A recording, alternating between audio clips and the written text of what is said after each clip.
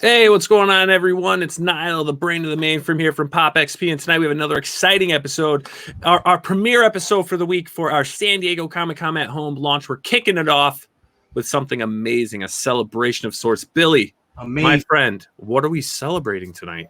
We are celebrating we are on the eve of the 25th anniversary of maybe the weirdest comic I've ever worked on, but also probably the most wonderful comic I've ever worked on. And I've worked on it with one of my best friends in the whole world. And if I may introduce him, a man who needs no introduction, but ladies and gentlemen, the one, the only, Mr. Gary Cohn. Hey,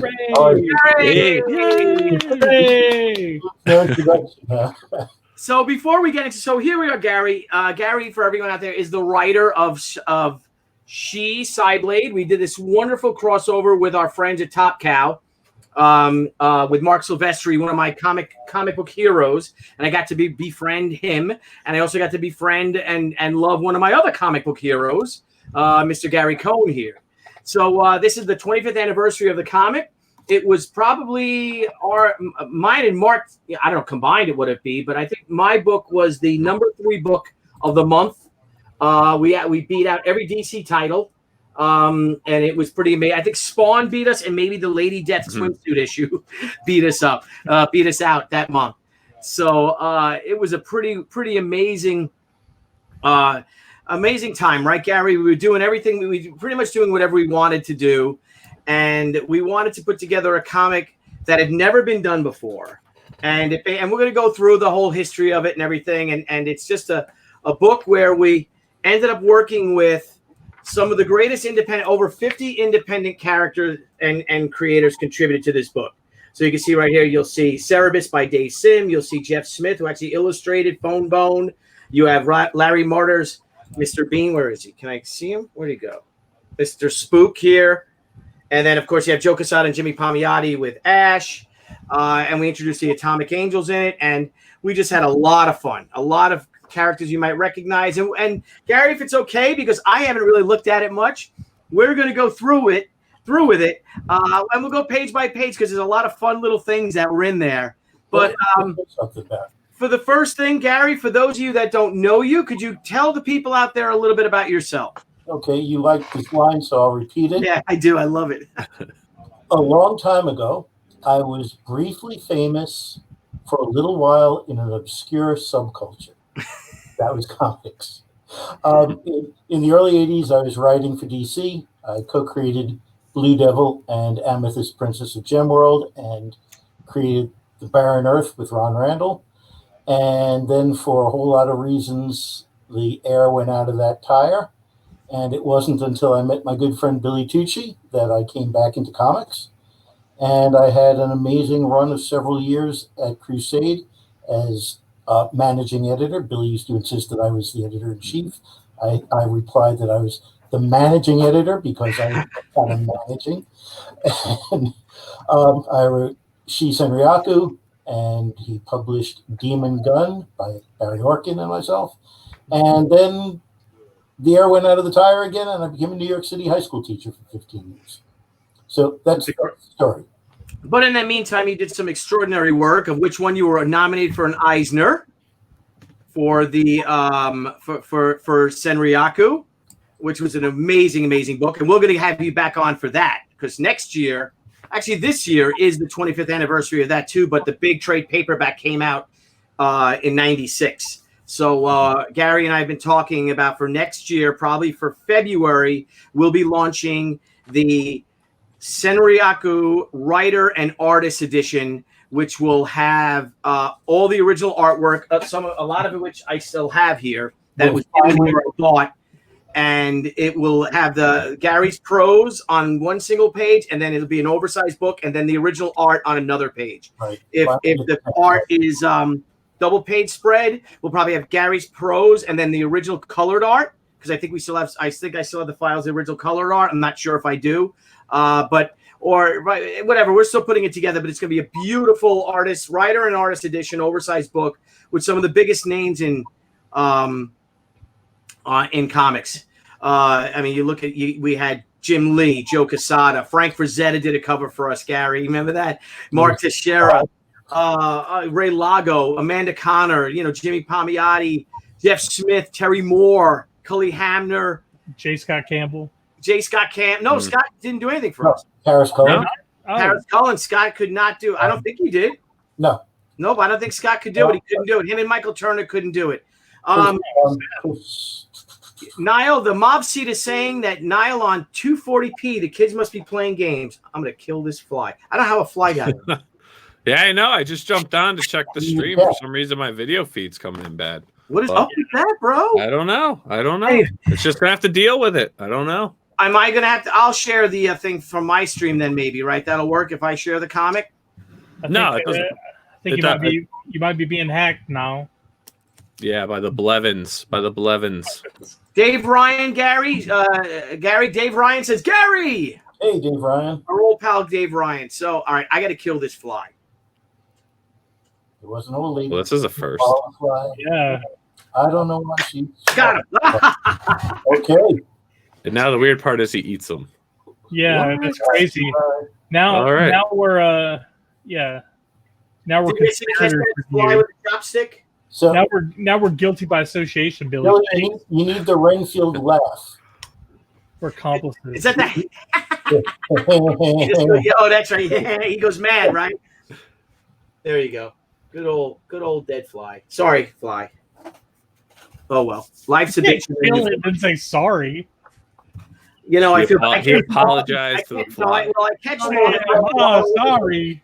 I try to catch him and put him outside. Actually, it's so funny because I love to hunt. I love to fish, but if it's a spider, well, spiders are good. Spiders or flies or spiders or moths. When they get in the house, you got to catch them. Little beetles, right, Gary? Little blue beetles and blue beetles.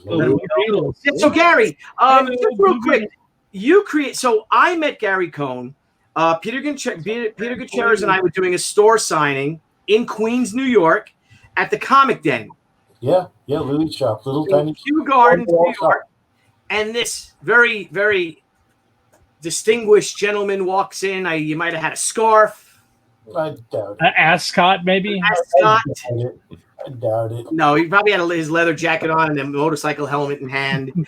And we just started talking. And we find out that he's like, well, I'm Gary Cohn. And we're like, wait a minute, Gary Cohn? Gary Cohn from Blue Devil? He's like, yeah. And we're like, oh my God. And then I gave you, Gary, do you remember, I gave you a copy of She Number 1? Yes. A lot of people back then were doing their own books and handing them to me, and they were almost always terrible. And I was, okay, I'll take a look at this. And I took it home and I read, wow, this is good. You said that to us. I was never going to get in touch with you again if it was bad, because what could I say? But it was really good. I think you called me like, this is really good. I'm really impressed. And I said, you want to do comics with us? I don't know. Yeah, I think it was like the second, about the third issue. Yeah. I had given you some feedback on it. And so on the second issue, we talked about the second issue.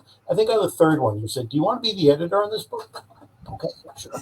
Yeah. And I think you actually you hit it. You went to it like a red pen with a red pen though. Like, yeah. Oh my gosh, it was horrible. I might even have it. I want to know if I'm wondering if I should just get for handing it to an English professor. Yeah, exactly. And then you were like, but then you're like, a cord. You excited? I put a cord in it. Yeah. The car.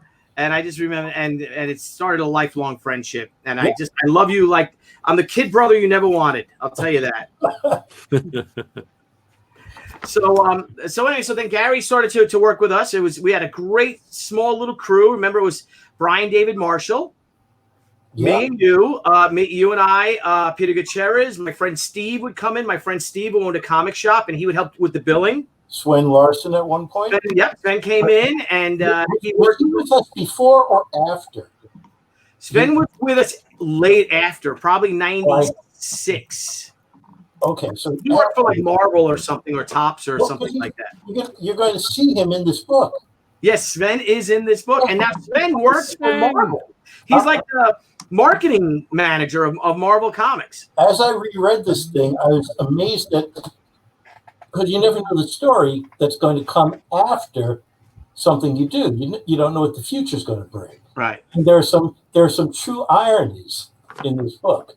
So as we go through it, we'll point some of those out. Absolutely. So basically, how it started is that my friend Keith Boski, one of my other best friends, passed away last year from cancer. But Keith was an attorney, and Debbie and I met him at San Diego Comic-Con in '94 with his beautiful wife Sari, and we just hit it off with them, just like that. And he's like, "Yeah, I'm a lawyer." I'm like, "Oh my God, I need a lawyer." So he became my lawyer, but he was also Mark Silvestri's lawyer. And he's like, "Mark, you got to do a crossover with this guy." And Mark was like, "Oh." And we had Mark Silvestri on a few months ago, and we were just reminiscing. And that's what Nile said. He's like, he never got a chance to answer a question because we were just going down memory lane. And Keith gave Mark the comic, and Mark loved it too, apparently. So he's like, "Yeah, let's do the crossover." And it was basically, I had an idea of what I wanted to do. I wanted to do, something with the Destroy All Monsters of Independent Comics. And I wanted it to be... Yeah, what a great title. How come you didn't use the Destroy All Monsters? I don't know. Why didn't we use that, Scala? Amazing. That's amazing. So if we do a sequel, should the sequel be Cyblade, Destroy All Monsters of Comics? I mean, I'm pretty sure you could fiddle with it a little bit, but yeah, I mean, like there's plenty of them out there. Independents, yeah, like... Man. Well, I wanted at the time, if we do a sequel, we're not going to have all those characters because that was a logistical nightmare. Putting together 50 independent characters and creators that were all part of this fun, crazy, as Gary likes to say, weird story. This is a weird comic. So Mark did his own story, and he said he told me basically what he's going to do and leave it as a cut because he was like, I don't know if I want to work with all those characters. I got a cool story. And Mark's story was a lot of fun. And if I could bring Mark's up, unless Nile, you want to bring it up. Yeah, I'll bring it right up here. All right. So it started. So there was the great Mark Silvestri. Again, I just love his art. Just real classic, in your face, dynamite, Marvel Image Comics, extremism and just totally cool. Brilliant. That was one of Mark's covers for the Cyblade SHI. Mark did Cyblade SHI first. We followed it up with SHI Cyblade. So and that's Mark's art. Look at that. I mean, wow. Yeah. I mean, it's like 90s gorgeous. But very much a conventional comic book. Very much a comic book story. Yeah. And then we throw the whole thing into a hopper. And he did SHI in that great costume and with the armor, and she gets possessed by the Witchblade. I think she got possessed because it was the first appearance of Witchblade. Mm-hmm. And then Cyblade rescues her. There's a huge explosion, and then they wake up in our world, Gary, with the wall. So, Gary, do you remember? We must have been listening to the wall a lot. That's all we listened to. The whole thing is all the wall. All the scenes are based on the songs of the wall.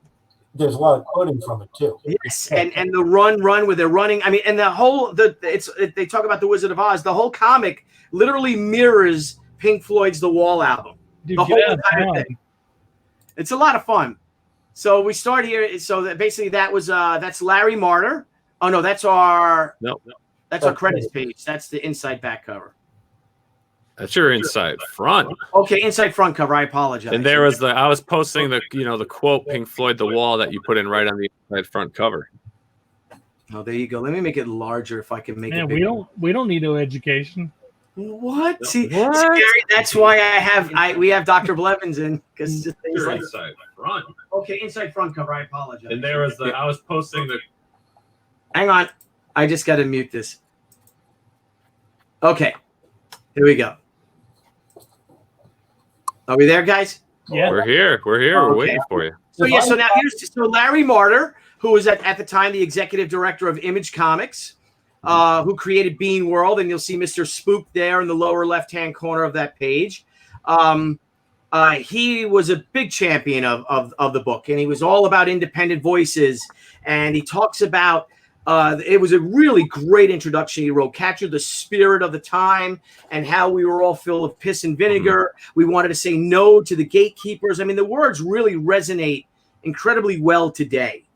And we have, of course, our pal Jeff Smith from Bone. Jeff was he's a big music guy, so he had a lot of contributions to the story, and we just wanted to have fun. And I wanted to do this weird comic with Gary. By the way, if I happen to disappear, it's not willfully. There's a thunderstorm coming in, and sometimes if a thunderstorm comes through here, it might interrupt my internet. So if I disappear unbidden, I apologize in advance. Onward. Onward, yes. Why did I go blank? My screen went blank. Onward and upward. My screen just went blank. My whole screens went blank. Well, that's just weird.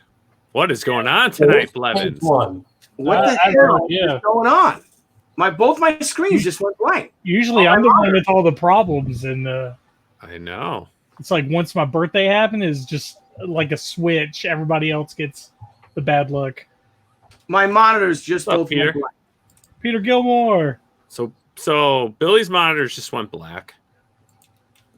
They literally now did. It's all in your hands, Gary. It's all in your hands.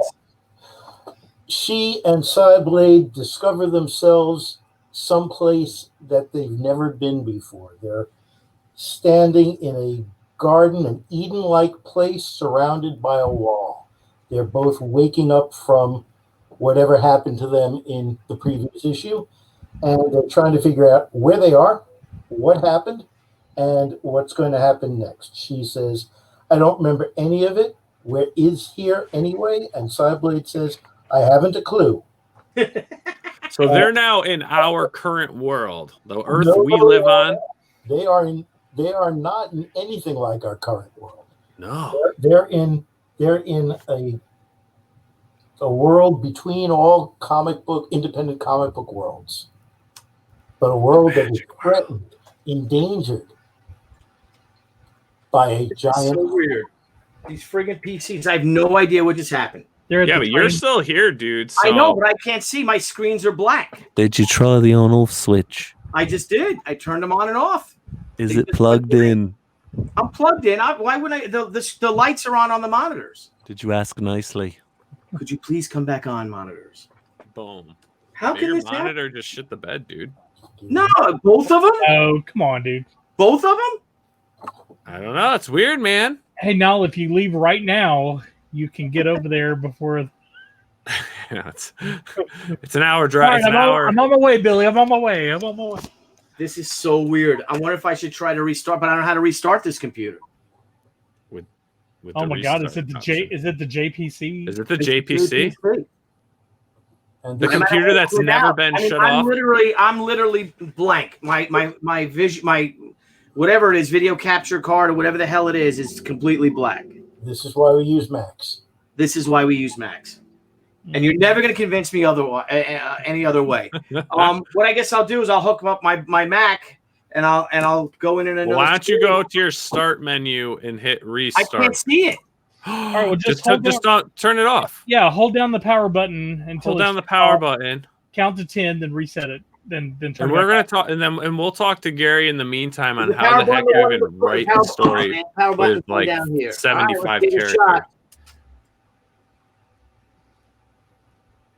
It's so intense. I think Billy's frozen. Just kidding. No, he is frozen. He's gone. Yeah, because he turned to I know, I was making a joke. All right. Sorry, Nile. Jokes are meant to be funny, man. My apologies. I know you gotta get working on that, man. That's 2 for 2 now. Need to get a writer. Need to get a joke writer. You better talk to Gary. Maybe he knows someone. So Gary, we're on the second and third page of the book. They're at the wall, right?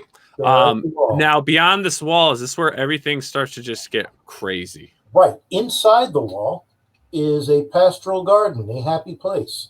And metaphorically, it's the safe space where independents could directly address their little audience and sell their few comics and not be bothered. But something has been breaking through the wall. God, man, I love Cerebus. That this afternoon was the first time I've looked at this book in at least 20 years. Oh, wow. Did you have to read, like when you were nothing? When you were say what now? I remembered nothing. When you got ready to write this story, did you have all the characters? Like, did you already get a who's who of who the characters were, and then you had to do research on them to see how they were gonna work in tandem with everybody else? I'm almost 70 years old, and I've lived a couple of lives since this one. Gotcha. And there's some big gaps. So, like I said, I almost didn't remember even doing this until you brought it up. And there are a bunch of comics about that. There are things that will pop up sometimes. I did that? Really? Yeah, I did. There's my name on. Is that just with the comic books, or is that with novels and stuff too? Like, because I know you did. There's those. Nancy Drew and Party Boys. Doing those. Say what? I remember doing those. I remember those. But there are gaps. There's like I said, I've I don't know if you know that my writing partner for many years was Dan Mishkin. Mm-hmm. And Dan has been married to the same woman for 45 years. They've got 3 kids in their 30s. Their 2 daughters have both recently had children, so they become grandparents. And I said to Dan recently, because your life is a novel. Mine is a collection of loosely connected short stories. And each one runs for a few years, has a different woman, has a different career. And it's sometimes hard to keep it all straight. So, my crusade time is one chapter with it, where that was basically my career. I was doing some teaching too, but that was my career for a few years. And I was with somebody in a relationship, and I was living someplace. And within a couple of years, that all changed. And if you look back a few years before then, it was a totally different situation. And so, like I said, it's sometimes hard to keep it all straight, which is why I sent Billy a collection of short stories recently. Yeah, I started trying to record some of that in fictionalized form in short stories, 1 per decade, because it forces me to remember things that otherwise really aren't that clear. So with this book, as I went through it today, there was some oh yeah moments.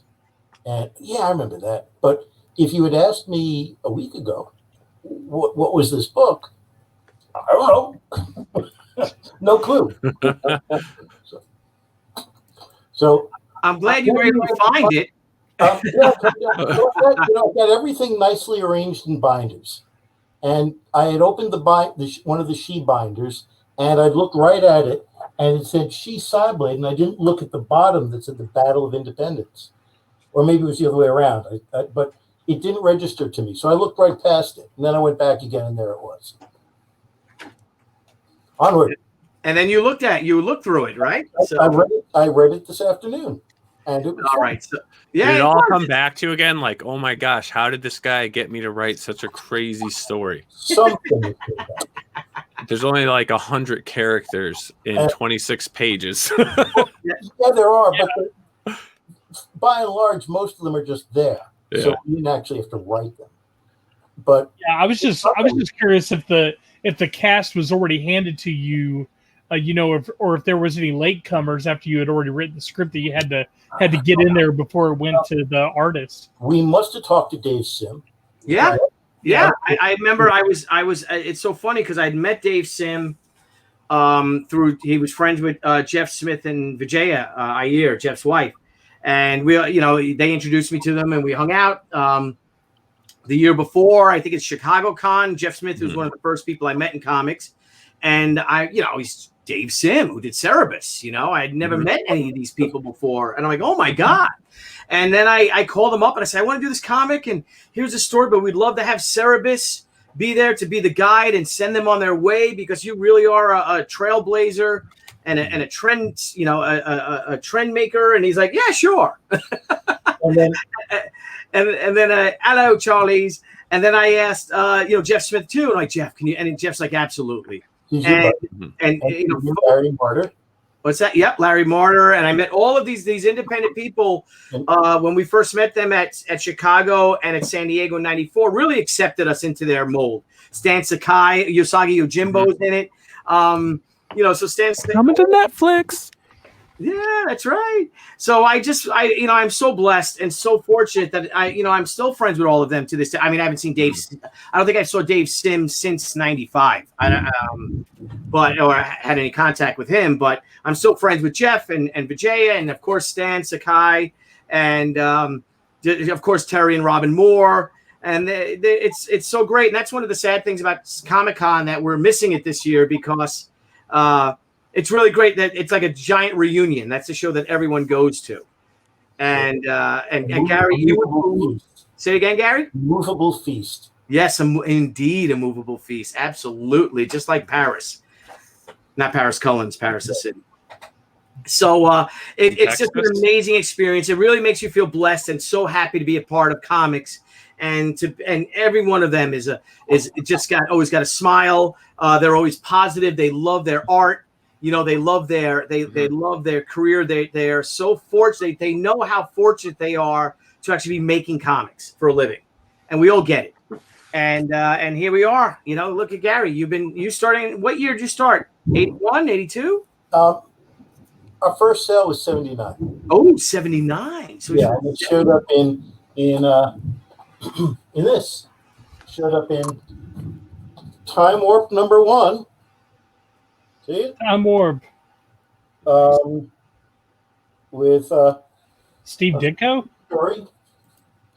Did you work with Ditko on that? Drawn by Steve Ditko. We didn't work with him. We handed to him. It was we all we knew was Ditko drew it. Holy shit! Oh wow! Wow, that's incredible. That is. We got. Did you ever get to meet Steve? Say again. Did you ever get to meet him? Can I tell a story? Yes. Yes. You can tell Steve Ditko. Here, let's bring it to story time. Dave Manic, editor Dave Manic, says to me, because I was the half of the Cone, Michigan team that was in New York.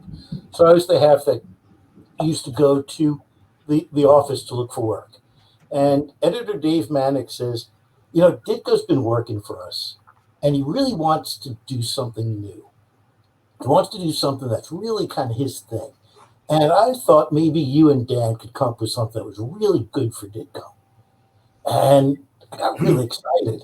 And so I go home to Brooklyn and I call Dan in Michigan. Ditko wants to do something with us. Manic wants us to do something for Ditko. Let's create something new. What can we do? Well, what would be perfect for Ditko? All the things that made Marvel great. So we need a character like Spider-Man who bounces around. Yeah, bounces around. And let's get some tragedy in like the Thing. He's stuck in a costume. And let's get a costume like Iron Man. Yeah, and some magic like Doctor Strange. And we put it all together. And what's a good Ditko kind of name? Like Green Goblin. How about Devil? Like Blue Devil. That's great, Blue Devil. And I write the whole thing up. And we take it in. And my recollection is that I actually met Ditko, but I don't know for sure. But anyway, Ditko looks at the whole thing. And he says, either through Manic or directly to me, I don't remember, this really isn't my kind of thing. Oh, no. And so that was my Ditko story. So I had met Paris. We had done a little bit of work together. He was 20 years old. He had this amazing bounce and this Kirby-esque dynamism to his work. Our great friend Paris Cullens, everyone. Right. So I said to Manic, what about Paris? And that's how Blue Devil became Paris's book. Mm-hmm. So that's that story, my Ditko story. Just he's just an incredible draftsman, Paris, and storyteller, and he's done so much. He's just his body of work speaks for itself. And it was great seeing you guys Christmas time. Yes, sorry you guys couldn't make dinner with us though. What happened? Why didn't you come to dinner with us? I don't know. You had something to do. I didn't get an invite. I don't know. You're like, I can't make it. Not going to be able to make it. You get this one? There was some time constraint that I had to get back to Mom or something. Oh, okay. I really don't remember. And then we got a super chat from Zaid Comics, says that it would be awesome to do a huge crossover like this today with indie and CG books. Also, there's just 1 week to grab the lost pages. Almost a 20K. Congratulations, Zaid. Congratulations. Now, Zaid Comics, the Diaz brothers, they're these young guys, Gary. You know, young, handsome, chiseled features, Chicagoans. And you know, you guys 7'5" like that. Why don't you go and do a comic like that? Do it. We did it at the time. I was 27, 28 maybe. Make it. Do that book, because I don't want to take that headache on again. There's some things that are best left to the young. Yeah, absolutely. There you go. Absolutely. Billy, let me ask you, and Gary, I mean, you started to meet all these guys, right? You're an independent creator. You're creating different teams, working with stuff. You're meeting all these creators with all these different characters. But what the hell actually inspired you to put this together? Just meeting all these other indie creators, like, hey, I'm going to put you all in a book. I think it was that moment when all that distribution stuff was going on. I'm not remembering it real clearly, but there was a war between Marvel and DC for control over distribution. Yes. And there was, I think DC bought one of the distributors. Is that right, Billy? Yes. No. Marvel did, right? Marvel bought a distributor. Heroes. This was the moment when Steve Geppi's Diamond really took off. Yeah. Because there was this war. There had been several distributors, and Marvel, I guess, was trying to completely take over the market, and finally put the nail in DC's coffin. Oh, I had this funny notion. DC Comics. I don't know why in my entire life it never occurred to me that the redundancy of that name. It's Detective Comics. Yeah. But anyway, we were very aware that there was this thing going on in distribution, and that somehow it was like these two giants clashing, and beneath their feet, it's like the two big dinosaurs going at it, and all the little mammals underneath are starting to sprout up. Yeah. And we were those little mammals. Yeah. And that sense that here's this opportunity, this moment when all these independent companies are coming up, and there's starting to be a way of actually being successful. Yeah. And the success of this book proves the point. You said that it outsold everything Marvel. We beat them all. I think, like I said, I think Spawn beat us.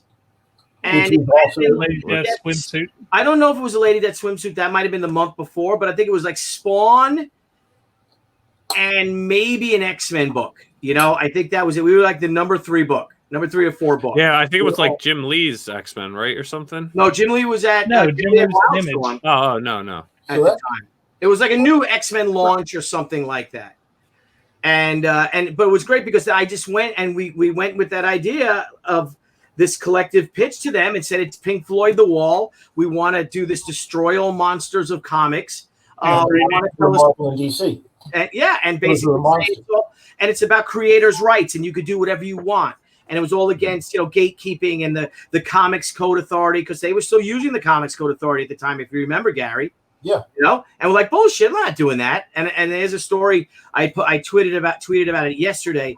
The Comics Code Authority actually called me, Gary, when she was in previews. They got my number. I don't know how. Okay. I guess William Tucci, and they saw that it was in Regal Park, Queens, and they called me. And it's like, hello, this so-and-so from the Comics Code Authority. I'm like, oh, my God. Wow. The Comics Code Authority. And this this guy's trying to pitch me that, well, I see that you're in previews. You have the new book, and we would like, if you'd like to be part of the Comics Code, because we have all these things. And basically, they told me that when I send them my scripts, for me to get the Comics Code Authority for only $750 a year. I think that's all I had to pay. Oh my God! Just only $750. Now this is a time that I am living. I'm 6 months behind my rent. I'm living in that 1-bedroom apartment in Queens. Mr. Chang Albert, he's like a godfather to me.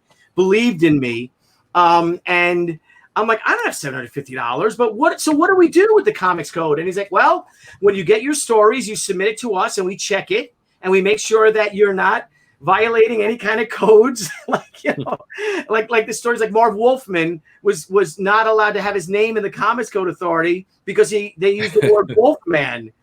And they didn't believe him, so they wouldn't use it. And he's like, that's my name. This is the shit that the Comics Code Authority did, these gatekeepers. And it was just insane. I'm like, so basically after an hour, I basically said, so basically tell me I don't need this, do I? Well, no, but if you want to get in newsstands, and I'm like, I'm not playing. I'm just hoping I get this book at a comic book shop. I'm hoping someone copy of it. Yeah. Anyway, it got a little testy. I basically told him to go to hell. Thank you, no thanks. And I hung up on him, and I had never heard from him again. What you remind me of is what made that possible was Gary. The advent of the comics. The comics. Hey, Deb. Hi, Gary. I miss you. Yeah, likewise. One of these days we'll go back to New York when the world allows us to do things like that. He's going to come back. That would be lovely. Stay with us for a couple of nights. That would be great. Okay. And one night, even one night. That would be good because Mom just kind of moved into my sister's house, so she doesn't have a big apartment. Stay with us the whole time. Okay. We got the little spare bed, the little guest room. There you go. The mini fridge. Yeah. You're always welcome. You're always welcome. Good. So I was just, we were talking about the Cyblade SHI book, but we were talking about the time, about the Comics Code Authority when they called me. Can I see it?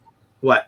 So I think what made this all happen was that explosion of comic book shops.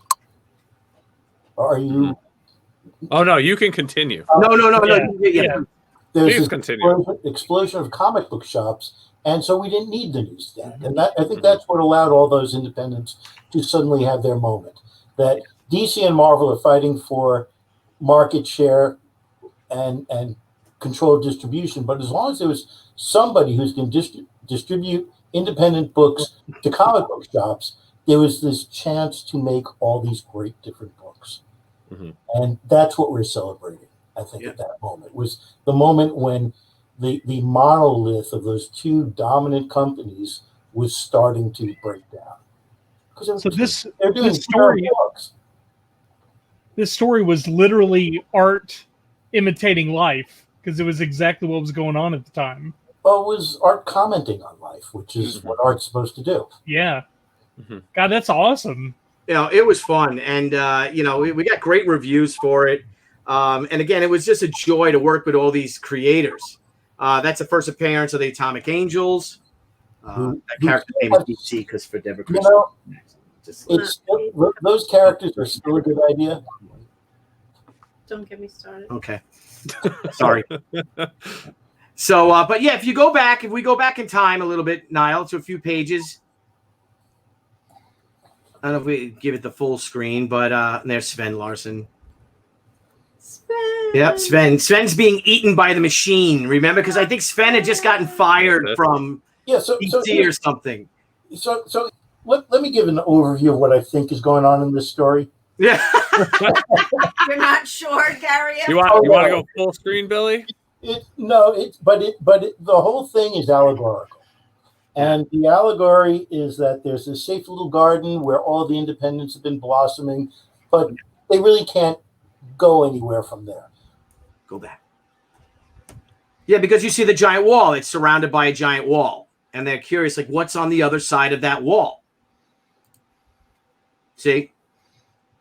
Like, here's your little, this is where, this is where you guys go. And you see that there's some holes in the wall. That's right, Gary. If you look, you see that people have tried to make inroads into that wall. They've tried to break down the wall. And they weren't able to do it. Because you'd have some spikes and things like that of individual characters. The Rocketeer had his time in the sun. And, of course, Teenage Mutant Ninja Turtles, our favorite. But for the most part, the wall still stood. That's deep. Are you there, Gary? Gary's frozen. Gary? Frozen. Gary. Earth to Gary. Gary, no. He's got a oh, no. He'll come back in.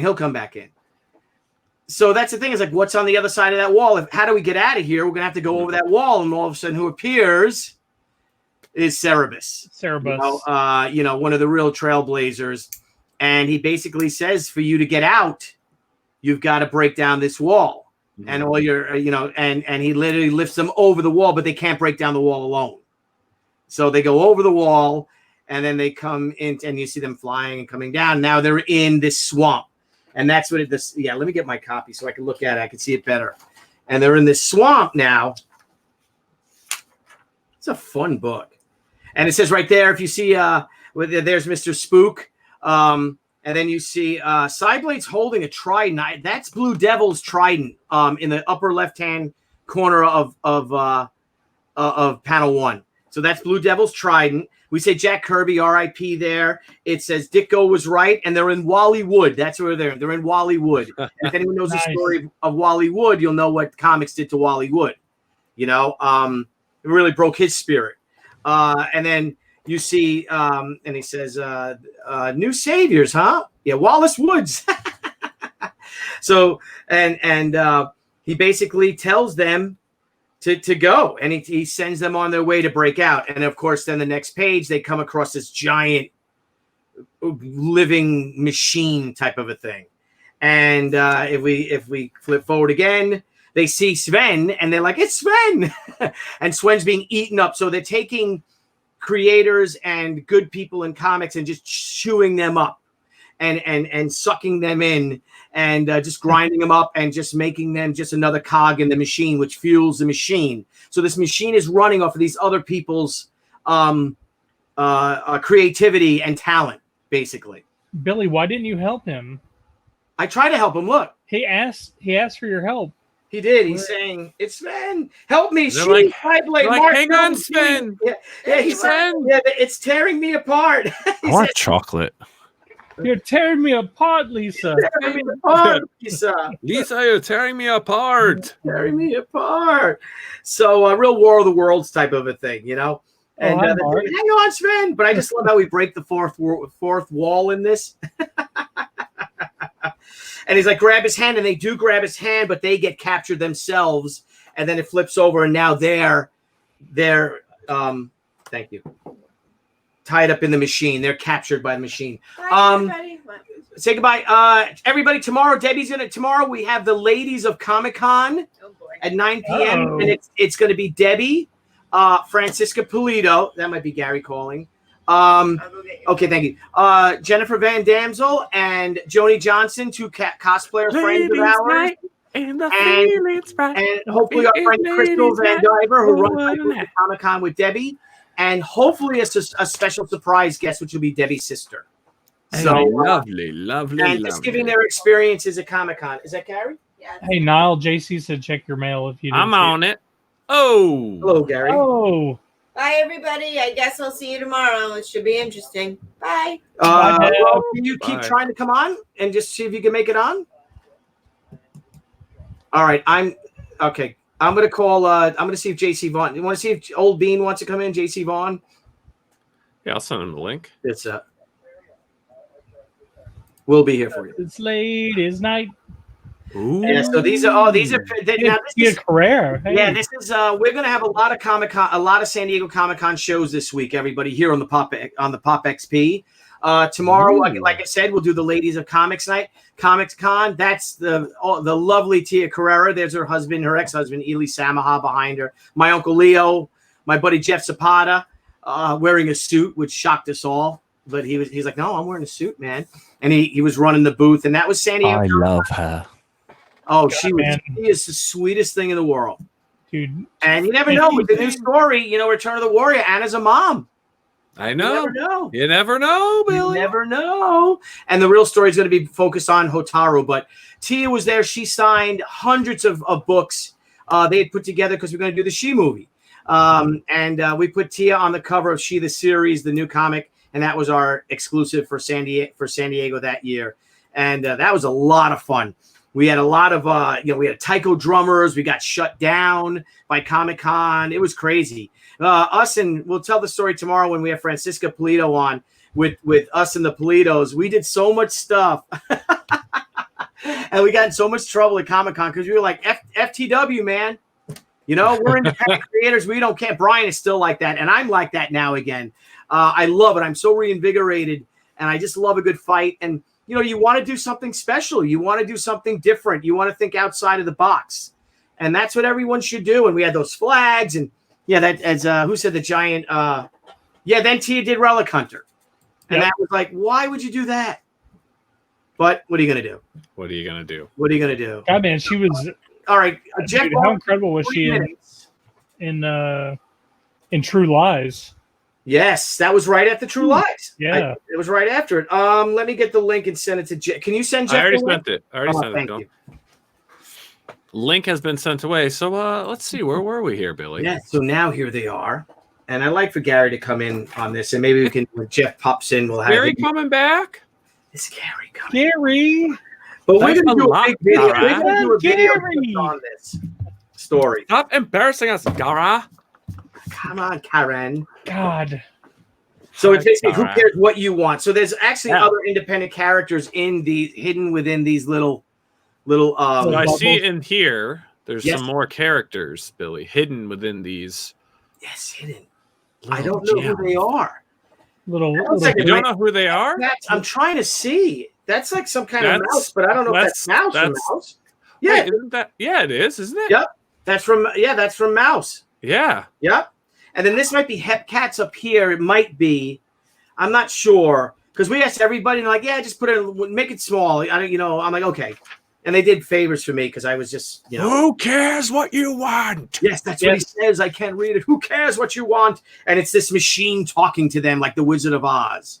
That's the vibe I got when Yeah. they approached the machine. And Sven was in there, and I was like, Sven, where's my chocolate? And then they got sucked in and got all these things in their noses and mouths. Yeah, this and is their the comfortably eyes. this is the comfortably numb page. Well, what is it doing to them? What is it? Is it sucking their It's creativity? it's going to rob them of their being, of their life force, of their creativity. They want to steal it. Do you guys feel that right now? The true brain has entered. The true brain. Brain. It's Executive very, editor it's very of- oppressive, isn't it? Vice president of Gemstone Publishing, ladies and gentlemen, Mr. J.C. Vaughn. Hello, old bean. Gentlemen, sorry I missed Gary though. Well, Gary just called and he said that they were having he said one big boom and I'm off the internet. No kidding. Well, he did warn Big, us. big bada boom. Big bada boom. So he will be coming back on though. Gary, he Well, said at he'll any rate, try. you saw the photo. That was him at San Diego 1997. Yes. Yes. And that Tia Carrera photo is, it's really funny. I don't have any of you at the booth that year. I've just got two of her. Yeah, why don't you? I mean, Gary looks exactly the You same. had your Right. your priorities straight, JC. You had Well, the thing is, I was there for work, and so I was just walking by the booth. I think what's really funny is the guy with the back to the audience here. I think that might be John Dizer, who was the ad sales guy at CBG at the time. Good guy. Hmm. Good guy. Gary. What was the name of that company? We can always count on Heroinberg to come through. Product from Mouse. Product Very from funny. It was well, they did Chew the Reaper. It was Yes. it's pronounced Zoo. No, I think it's Zoo the Reaper, but it's spelled with a C H. Yeah. And it's no, I think Had it's some spelled with really a nice. G. Had some really nice comics. Beautiful. comics. Didn't catch it, but Gary did his best to make them. It's like a Korean medieval epic. Yeah, it's like one of those things that I actually probably now would go. Oh yeah, well, when Gary comes back, we should see where that is. That is. You So should I've only try got to- I've only got a few minutes because Ro is using the office this evening, and I'm watching Casino Royale. So it seems like a good trade. Yeah. Which one? Which one? The Old Bean. 1967? The Daniel Craig one, which I consider to be the best Bond movie ever.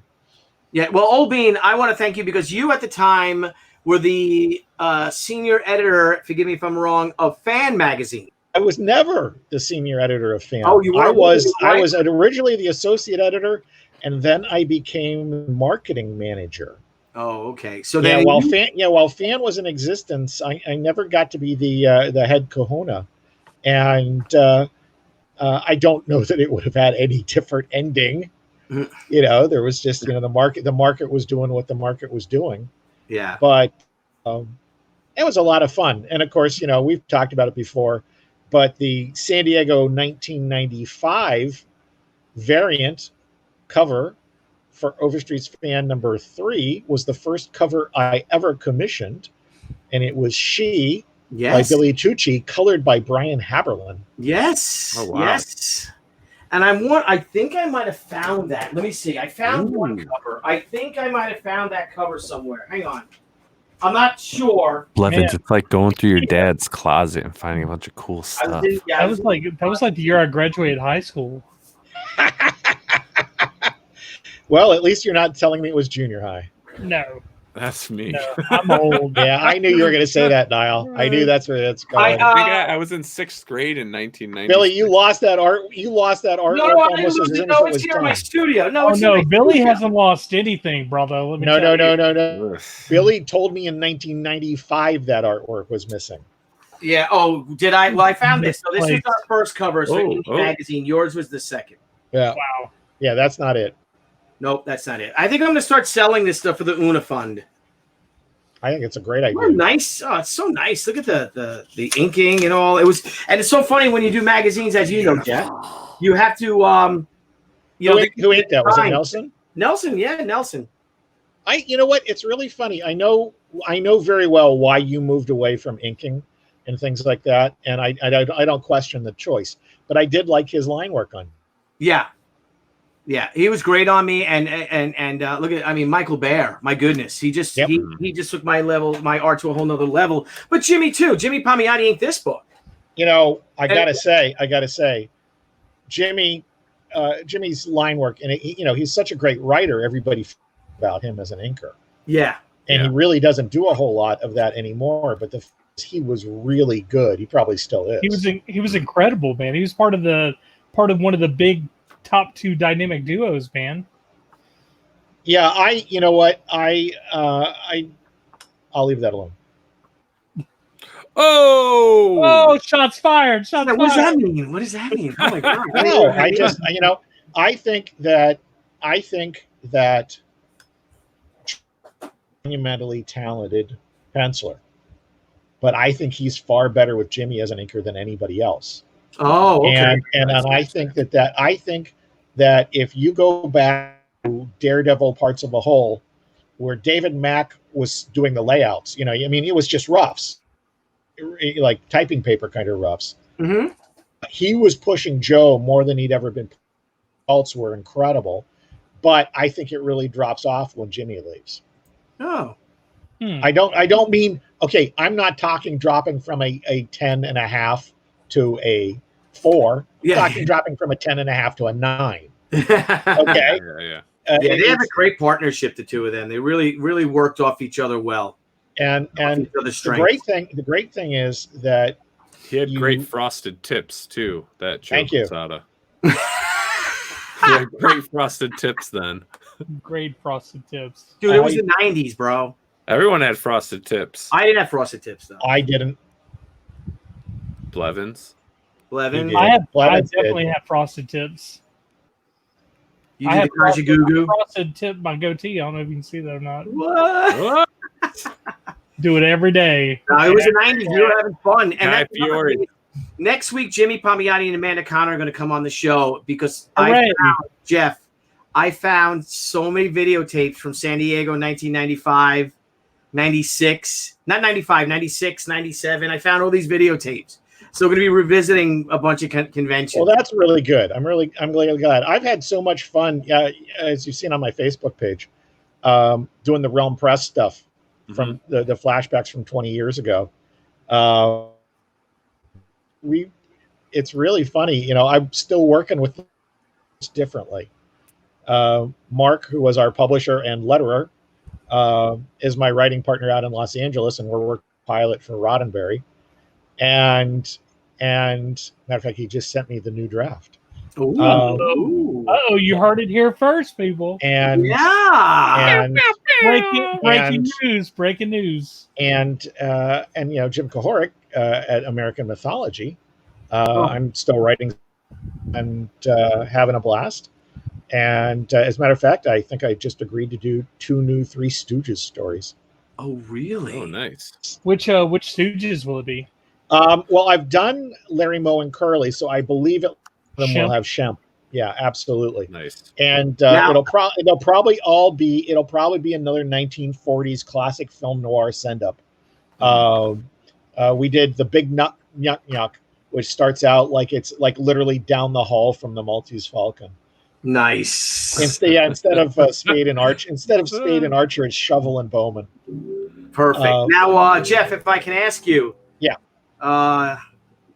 you gonna get some of this?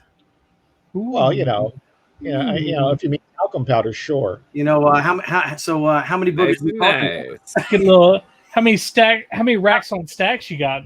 It's like it's cornstarch based. No, it's like did you see that? How many boogers we talking about? Oh, they ain't no money in comics. You just do it for the hell of it. Yeah. So much like a peeping Tom. Yeah. Well, for those of you though, Jeff, this Saturday evening at 9 p.m. Eastern Standard Time, right? Eastern Daylight Time. Thank you, Nile. Dang it! You noticed I corrected all of our promos and things too. I am just overjoyed about that. This Saturday evening at Eastern Daylight Time, we will be having. Normally, you put an hour actually in front of saying Eastern Daylight Time. It's 9 Eastern Daylight Time. Did I say 9? 9. No. Oh, 9. You did not. 9. 9 p.m. Eastern. That will be a lot of fun. I just would like to, before we get there, at 1 p.m. Eastern Daylight Time, 10 a.m. Daylight Time, Overstreet at 50 will be on Comic-Con at home. Excellent. On their YouTube channel with Steve Jeppy and Steve Borak and Buddy Saunders from mycomicshop.com and Maggie Thompson, as well as Mark Huseman and yours truly from Gemstone. So it's a busy day on Saturday. Oh, that's great. It's going to have one, couple good parts of feeling like you're at a Comic-Con panel, and then at the big Greek geek dinner.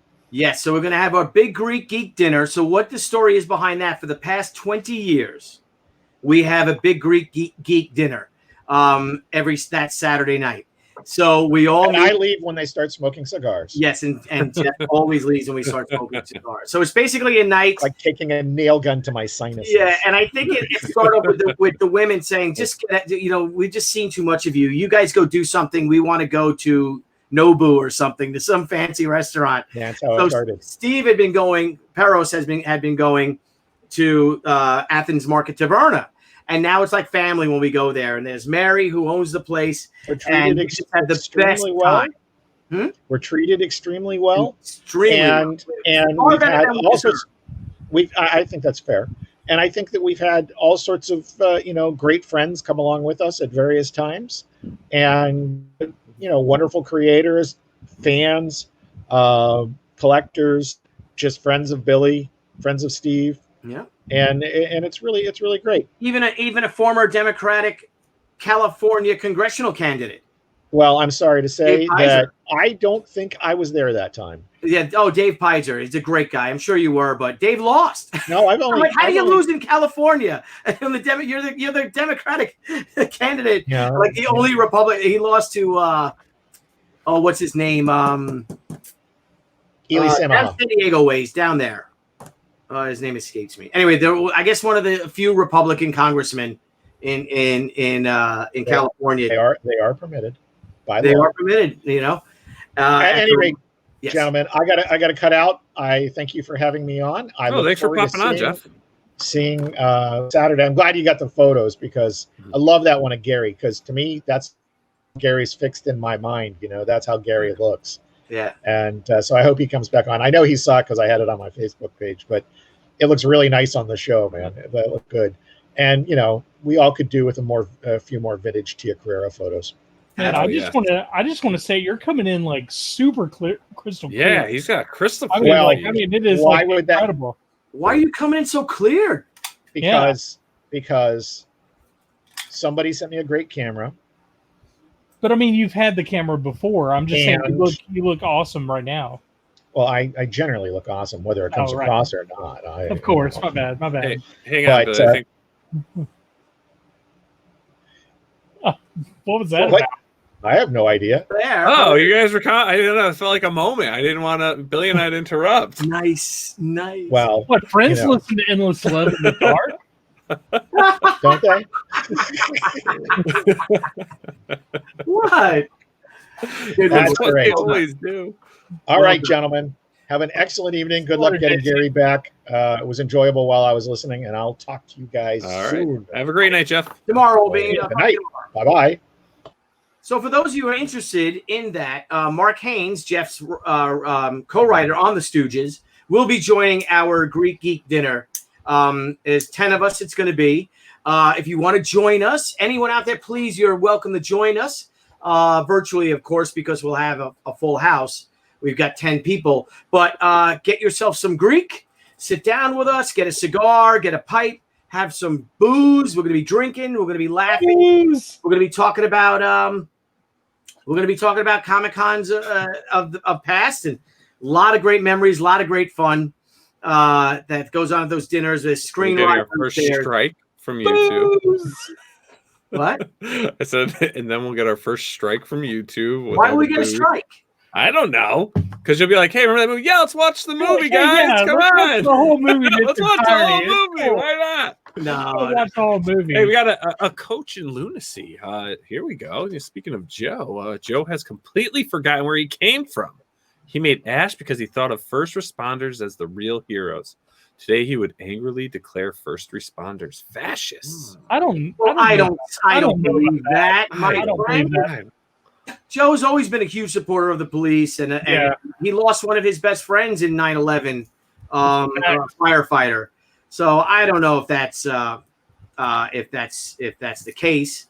I mean, like he may have forgotten where he came from, but not in that sense. No, it's Daniel Issa. He lost to Daniel Issa. That's who he lost to. And we razzle him about it, which is a lot of fun. And hopefully Dave, razzle dazzle. Because we'd like to bring that up. And how did you lose in California as a Democrat? So anyway, we hope you guys join us. It's going to be a lot of fun, a lot of cool stuff. We have 2 other great shows for Thursday and maybe Friday, but we're going to wait because we just have too much stuff to announce, don't we, Nile? We do. Man, I'm just waiting for the She cartoon. What? Oh, man. Oh, why did you bring that up right now? We're trying to announce things. I don't know why. I'll be voicing She. What? That's Well, actually, we are having. What? There is a She movie comic coming out for everyone who supported. Everyone who supported She: The Return of the Warrior, and if someone out there could post that link, Kissel,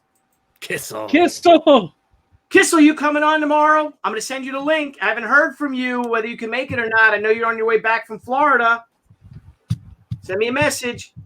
You got to come on with us, Kissel. It's going to be a lot of fun. All the ladies.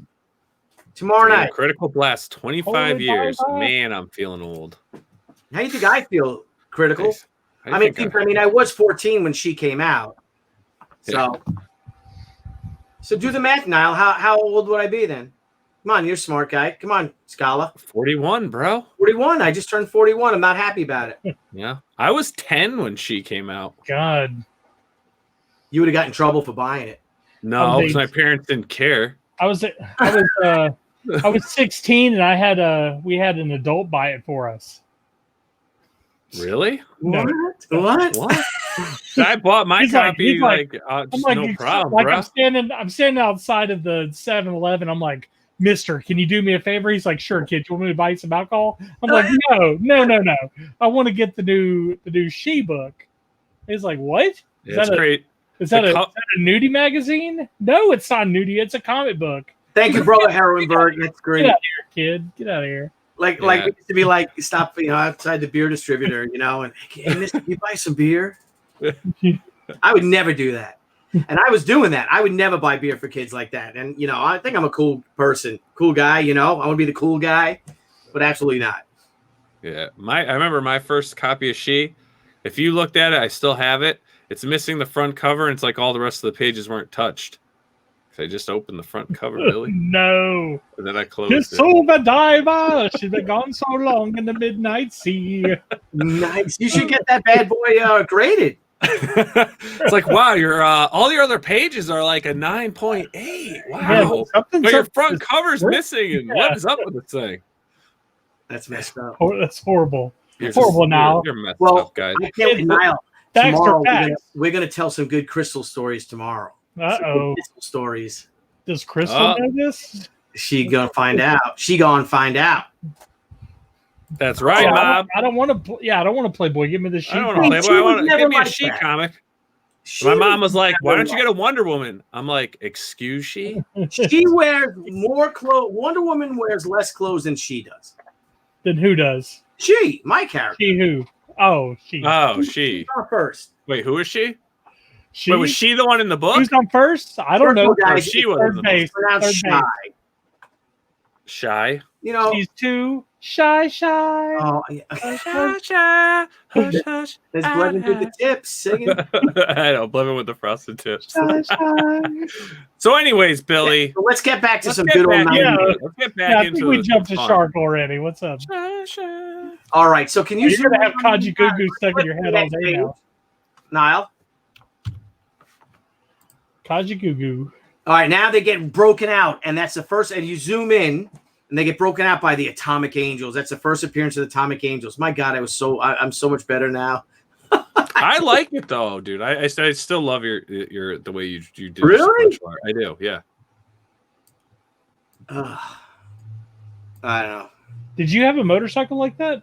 Yeah. No, I was going to buy. That's a Yamaha. It's based off of a Yamaha. But I was going to buy it, and I went with Gary to the motorcycle shop. But then we're like, they stopped making it. It was. I think they only made it like 93 and 94. And when Gary and I went to look, it was 95. And I'm like, and Gary's like, this is one of the coolest motorcycles I've ever seen with that Una fork thing. It has only one fork, and it's so cool. He goes, but what happens if it breaks? Who's gonna fix it? You know, it's not like traditional forks. So I'm like, I opted against it. I want to know how those motorcycles drove around in the swamp like that. Dude. And how did the comics, bro? How did those girls fly? How did they meet an aardvark? Cerebus pulled them up. And a little guy named Mr. Spook from Bean World. Yes. What? So the Atomic Angels blast them out. They get on the back of the motorcycles. Now all of a sudden the machine wants to come after them, right? So the machine starts attacking them. Oh my God! It says, "Hey Anna, what? It's like, hold on tight. I'm gonna give you the ride of your life." And she's like, "That's something you'll have to prove, Junior." Oh, little risque there. How can you see that so close? Mine is so small. Well, I have a giant, like 32-inch. Oh, okay. So yeah, it's trying to earn negative super chats. what is a super chat? I don't know what a super chat. I heard of them. I've been on streams with super chats, but they're almost like a white antelope, right? Yeah. Like a white whale. They're all white whale. I don't believe they exist. I don't believe they exist either. But I think we just have too much fun doing this, and we're like, we should ignore everyone and just talk amongst ourselves until someone gives us a super chat, like the Diaz brothers did. Like, I haven't seen one in so long, I forgot what they look like. Maybe somebody will remind us. Hey, dude, let's speak in the 90s. Let me show you this, if I may. God, there's Jeff Smith's phone. Oh yeah, let's get to phone bone there. Well, look at this. Speaking of the 90s and all, look at this. What? Say what? What? Hooters Comics. We we're hanging out in Hooters for lunch one day, and we're like, we should do the Hooters Girl comics. They have such big feet. It never transpired. And it's a beautiful piece of art. It's Trevor drew this. I thought that it's backwards. Roberto Flores illustrated that, who did our Angel Fire series. Yeah. It's a great piece. He's a friend of Humberto Ramos's. Yeah, I was about to say that very similar. Yeah. Let me turn my light on a little more. Hang on. And you almost hit me in the face, Bill. I know. Sorry, bro. Did you put deodorant on? Jeez. Yeah, jeez. Sorry. Is that's not light enough, is it? I gotta turn the other light on, but yeah, no, but it's a great piece. Yeah, it's a great piece. It never transpired because we had contacted corporate and they said they were doing a book called Hallie the Hooters Girl. Oh, something like that. Some stupid. It bombed. And like, no, but we would have fun with this and make it. And they like, oh, we're already doing a Hooters comic. I'm like, you're really already doing a Hooters comic? I thought we came up with this awesome idea, but apparently all.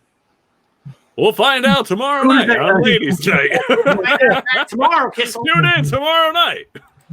I think it's going to be crazy because we got We'll to have get to find out by ourselves, Junior. Yeah, the wine has got to be flowing. Everyone's got to drink some wine.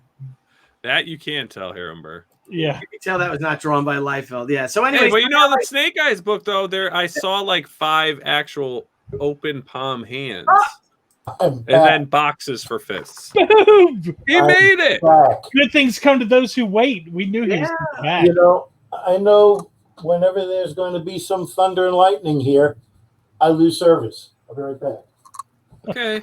He's like, I'm back. See He's ya. like, I'm back. I'm not. Dude, what's up with Doink? Doink, doink. Doink. It's just like here comes this big giant machine, and all the bone just comes out and just sticks his foot out, and doink, and all of a sudden you'll see what happens. Now, can we zoom in on this page, Scala? This is because the Giants had feet of clay. Yeah, see? They were top heavy. They were ready to take a fall. Yep. Look at the size of that wall. If we scroll down and zoom in a little more, look at that. There's a cuss word saying, gosh darn, there's no way around this friggin' wall. That's Gary Cohn. Is that you? I guess I wrote that line, Gary. I think that sounds like you. Gary's writing words like terrific and things like that. And I'm like, there's no way around this friggin' wall. And here comes this giant machine is chasing after them. That was the Run Run scene, remember? From the song Run Run? Sure. And they're Here they come. Yep. You can zoom in a little more on it. Would you like me to zoom in some more? Yeah, I wasn't sure. Oh, hit the wrong thing. Hit the wrong thing. Scala? Singing songs in my head. There you go. So let's go. Let's go to the top. So right, and also here comes illustrated by my amazing friend Jeff Smith. That he was just so selfless, and he's like, "Yeah, I think this is fun. I'd love to do it for you." And he drew. So all of a sudden, doink! All of a sudden, now we go to the next page. Doink. The colors are real vibrant. It sucks that they are. Indian comics can't. You know. And all of a sudden, now he's like, "I'm falling." What's he saying? I'm falling. He says, Don't I'm you falling. Little fool. No, You little fool. Can you zoom I'm in on falling. it? No, you little fool. Yeah, I'm falling. And then, of course, look at Fone Bone running. Just fun stuff. And that's all Jeff. Jeff drew that. I didn't illustrate any of that. Jeff did it all for me. You know he's running fast because his tongue is sticking out. Yeah, and then all of a sudden he jumps on the back of the bike. And we zoom in because, she grabs. Look. See, I just think that's so much fun. So I would draw the scene, and then I FedEx it to Jeff, and then Jeff drew a little Fone Bone in. And then we inked it. But Jeff inked Bone. And then look at him, what is he saying? It's on the back of a bike. Somehow that seemed a bit too easy. Yeah, that's Fone Bone on the back of a motor. Wall still stand. We were revving up, as they say. Thank you. For Atomic Angels. Yes, exactly. A little pun there, revving up. Kaboom! And then all of a sudden the thing just grows, because it looks pissed. Because it really looks pissed off now. That's your line, Gary. Probably. Can't you see the handwriting on the wall? Wait, the wall. It's what, Gary? It's going to break open. And, Kaboom! And when it does, sorry. Oh, I just had so much here fun. comes everybody. Everybody. Out from their little walled. Is that the Megaton Man? Yeah, if we zoom in all the way, a little more. On the upper left is Kid Death, Jimmy Palmiotti and Joe Quesada's character, Kid Death, with Kid Death and Fluffy. And Fluffy was a dinosaur. And then you have Don Simpson. Fluffy was a dinosaur? Man. Yep. You've got, of course, Terry Moore's Catchu. That Terry drew that. That's my friend. And all these creators drew this. Then that's my friend Johnny. What's his name? Hang on, I'll tell you. My friend Mark Sasso's character. It's called Johnny Blowtorch. So he's just shooting. And why am I drawing those characters with such flat faces? Yeah, Johnny Blowtorch, Sasso Crusade. Yep. And I don't know who. If he's scanning. Go down. Yeah, go down a little bit. Okay, what these boys are trying to say is this is a revolution, pal, and we're here to dump you on the scrap heap of history. Joe and Jimmy would like to assure the general public that all animals used, maimed, or molested by Kid Death are Jesus. professional actors and have been duly compensated. There's That's Jimmy Palmiani right there. yeah, there's some animals that got me too'd in this book. Jesus. So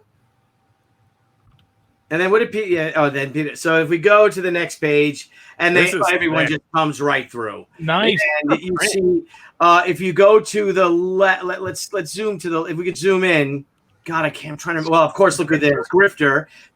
That's the precursor to our Grifter She crossover, which was happening. I believe that's Lorelei, the one in the center. We've got these characters. I can check. Give me a second. I'll tell you who they are. guys in the back. There's The guy flying in the center. he's The guy an flying was Archangel, Archangels. That was Scott or Yella and Ledger from Eternal Studios. and the werewolfy thing is. I'm looking for the werewolfy thing. Oh, who knows? He might be on the back. Oh, there it is. Night Stalker. Night Stalker, Here's okay. from Troubleshooters Nightwolf Graphics. Catharsis, this Yes, art guy. Catharsis was a great comic. It was all within someone's body. And it was a really, really terrific comic. And he fights cancer, and it's all about this hero that's within a body trying to save this person. Really wonderful story. There's Glory, Rob Life. Oh, she's not in it yet. Is that Kabuki? Yeah, David Max Kabuki. And if you scroll down, if you could zoom in on that.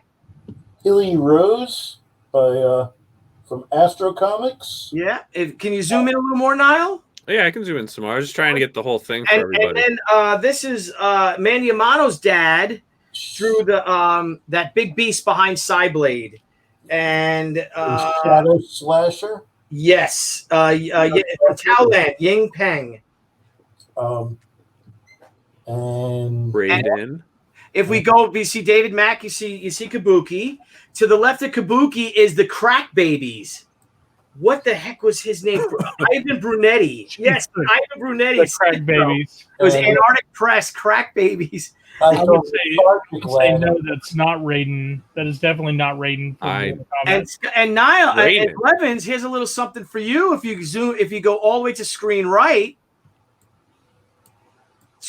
no, lower. I want to go up to the top Who's to corner. the right, Scala. That's Warrior, the Ultimate Warrior. Right here. Oh, dang. It's a bit hanging behind They POPXP. have a comic. Dude, that's awesome. The Ultimate Warrior. They have a And- comic. My favorite wrestler of all time. He's my favorite wrestler of all time. And then Hilly Rose is above him.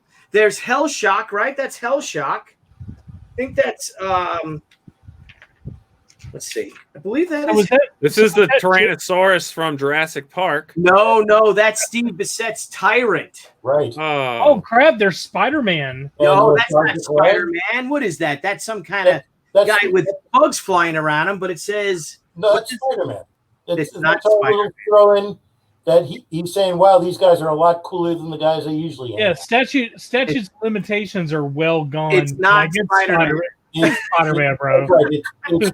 It's all right. It's not Spider-Man. Spider-Man, everybody. Not Spider-Man. There you go. So It's String Man. And Steve Bissett drew that illustrated Tyrant. I sent that to Greg Highland did Lethargic Lad. Like I said, David Mack drew Kabuki. Was that Brett Booth who did Grifter? I don't know. I don't remember. Let me see. It says Right. Grifter. It says Lee Choi Wildstorm. So I don't know if Brett Booth drew that. My mind escapes me, my friend. Who is that little dragon character? Little dragon character. Oh, yeah, let's see. This one here? Yeah, little dragon guy.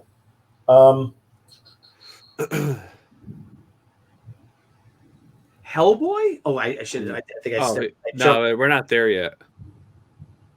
He is Snap the Punk Turtle. Snap the Punk Turtle. Oh. Nice. Boom. Look at him. Oh, snap. Yeah, no, that's not Raiden from Mortal Kombat. That person is someone asked. Let's see. It's Raiden. No, it's Shaolin Tiger. Black Tiger Press. Matos. What fun stuff, Gary! My goodness, what's it say on the bottom on the little editor's box down there? Oh, Scott? let me zoom in.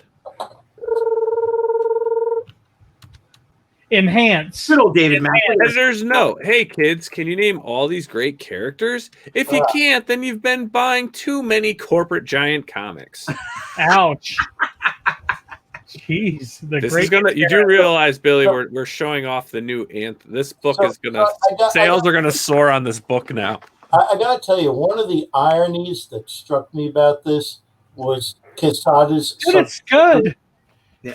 Say it again, Gary. One of the ironies that struck me as I read this book was Joe Quesada's subsequent career arc. Yeah. Here he is, one of the upstarts who are going to bring down the giant machine, and then he becomes the top guy at the giant machine. Yeah, well, I think that's pretty smart. But he really changed the face of Marvel too. You got to give him credit. He really gave a lot more brought in a lot more alternative creators. You know, he brought in Brian Michael Bendis. And Joe actually started off as Joe was a superstar doing mainstream stuff. And you know, it was a funny time, if you remember, Gary, in the mid '90s. It was some crazy stuff that the majors. Yeah. Well, after this, you know, when the dust settled, there they were. We did not bring them down. Nope, we did not. But we still survived. We learned to coexist, if you will. And of course, there's Scud the Disposable Assassin. If you go back, Awesome. Usagi Yojimbo. Yep. What? Yep. Usagi Yojimbo. I've seen there. Then you have Nelson's character, Eudeamon behind right there in the center on the left panel, and then of course Evan Dorkin's Milk and Cheese. Right. The Death Merchants are in. just fun stuff. And then we go to the next page, of course. Then yes. There was. If we go back, there's Rob Schrab's Scud the Disposable Assassin that Rob illustrated for us. You know, and Aaron drew his character. Nelson drew his characters there with Eudeamon. Wait, didn't we just go over this? Yeah. Next page. Yeah, I left out Scud the Disposable Assassin. Right. And then of course in the upper right hand corner is the one, the only Mr. Stan Sakai, who actually illustrated Usagi Yojimbo himself. Yeah. Trying to see who the character in purple is. Let's see if I can find the art for that. We should get Stan on the show. He's a whiplash. The show. Oh, it's Cascade Claremont. That's Chris Claremont's character, Cascade from Sovereign 7. Oh, okay. Nice. Yeah. And then you go to Hellshock. Look, Hellshock right there. Jay Lee's awesome Hellshock character. Yeah. And Glory. Extreme, right? Is that Extreme Studios Glory? Who's this guy with the glowing eyes? That's Hellshock. Hellshock. Jay Lee's amazing Hellshock. Okay. And then if you go down there, that looks like an ISIS character for some reason. That's Seth. It's Colleen Doran's character, Seth. Oh, okay. It's in Soil from Aria Press. So then if we go to the next page, and then of course there's Jimmy and Joe. Nice. I'm so bummed that it's dark, but that is such a beautiful page. It is. It's one of my favorites in the book. It really is. It's oh my gosh, what a beautiful page. And the other character above Ash is one of their. Let's see. I'm sorry. That other character before was Chuck Dixon's Shadow Slasher. But if we go to, it's an Angel character. God, that's so good, Joe and Jimmy. My goodness. Yeah. There's Ash. Let's see. Hang on. Let me scroll through here. That is Gabriel. Gabriel, yes. Yes. Right, because the Hildebrands might have created that character and did a crossover with it. I think that might be from Greg and Tim Hildebrand's character. It's Joe Quesada and Jimmy Palmiotti. Is Joe? Okay, Joe and Jimmy. So, and then all of a sudden, if we go back, we'll see who electrifies the Naginata. It's Ash's power electrifies the Naginata. If we go back, we could zoom in. But together they touch it with it's Cyblade grabbing Shi's Naginata, energizing it, and she throws it. If we could zoom in, This is the first time I'm actually looking at this book in a long time. You know, she throws it. What does that say? Go back up. What's she saying? She's like, Anna, let me have your blade. What are you doing? That's probably a Tucci line. There's mine. A slash of coruscating energy crackles. That's definitely Cohn. Yeah. Throw it, and she throws it, and you see that Anna Ishikawa is a righty. She throws it, it smashes through the eye, Gary Cohn. My goodness, look at that. And when it's Cyclops. Let's go up for a second. Please. Okay, here. The slash. Read it, Gary, because it's your word. Slash of coruscating energy crackles from the head of my naginata, lancing toward the screen that Ash and Gabriel loosened but could not crack. And when it strikes. Yes? Gary, Nile. Boom. Boom. You've got to be kidding me. Oh, because they reveal who's inside of it. Right. This is the being who terrorized us all for so long?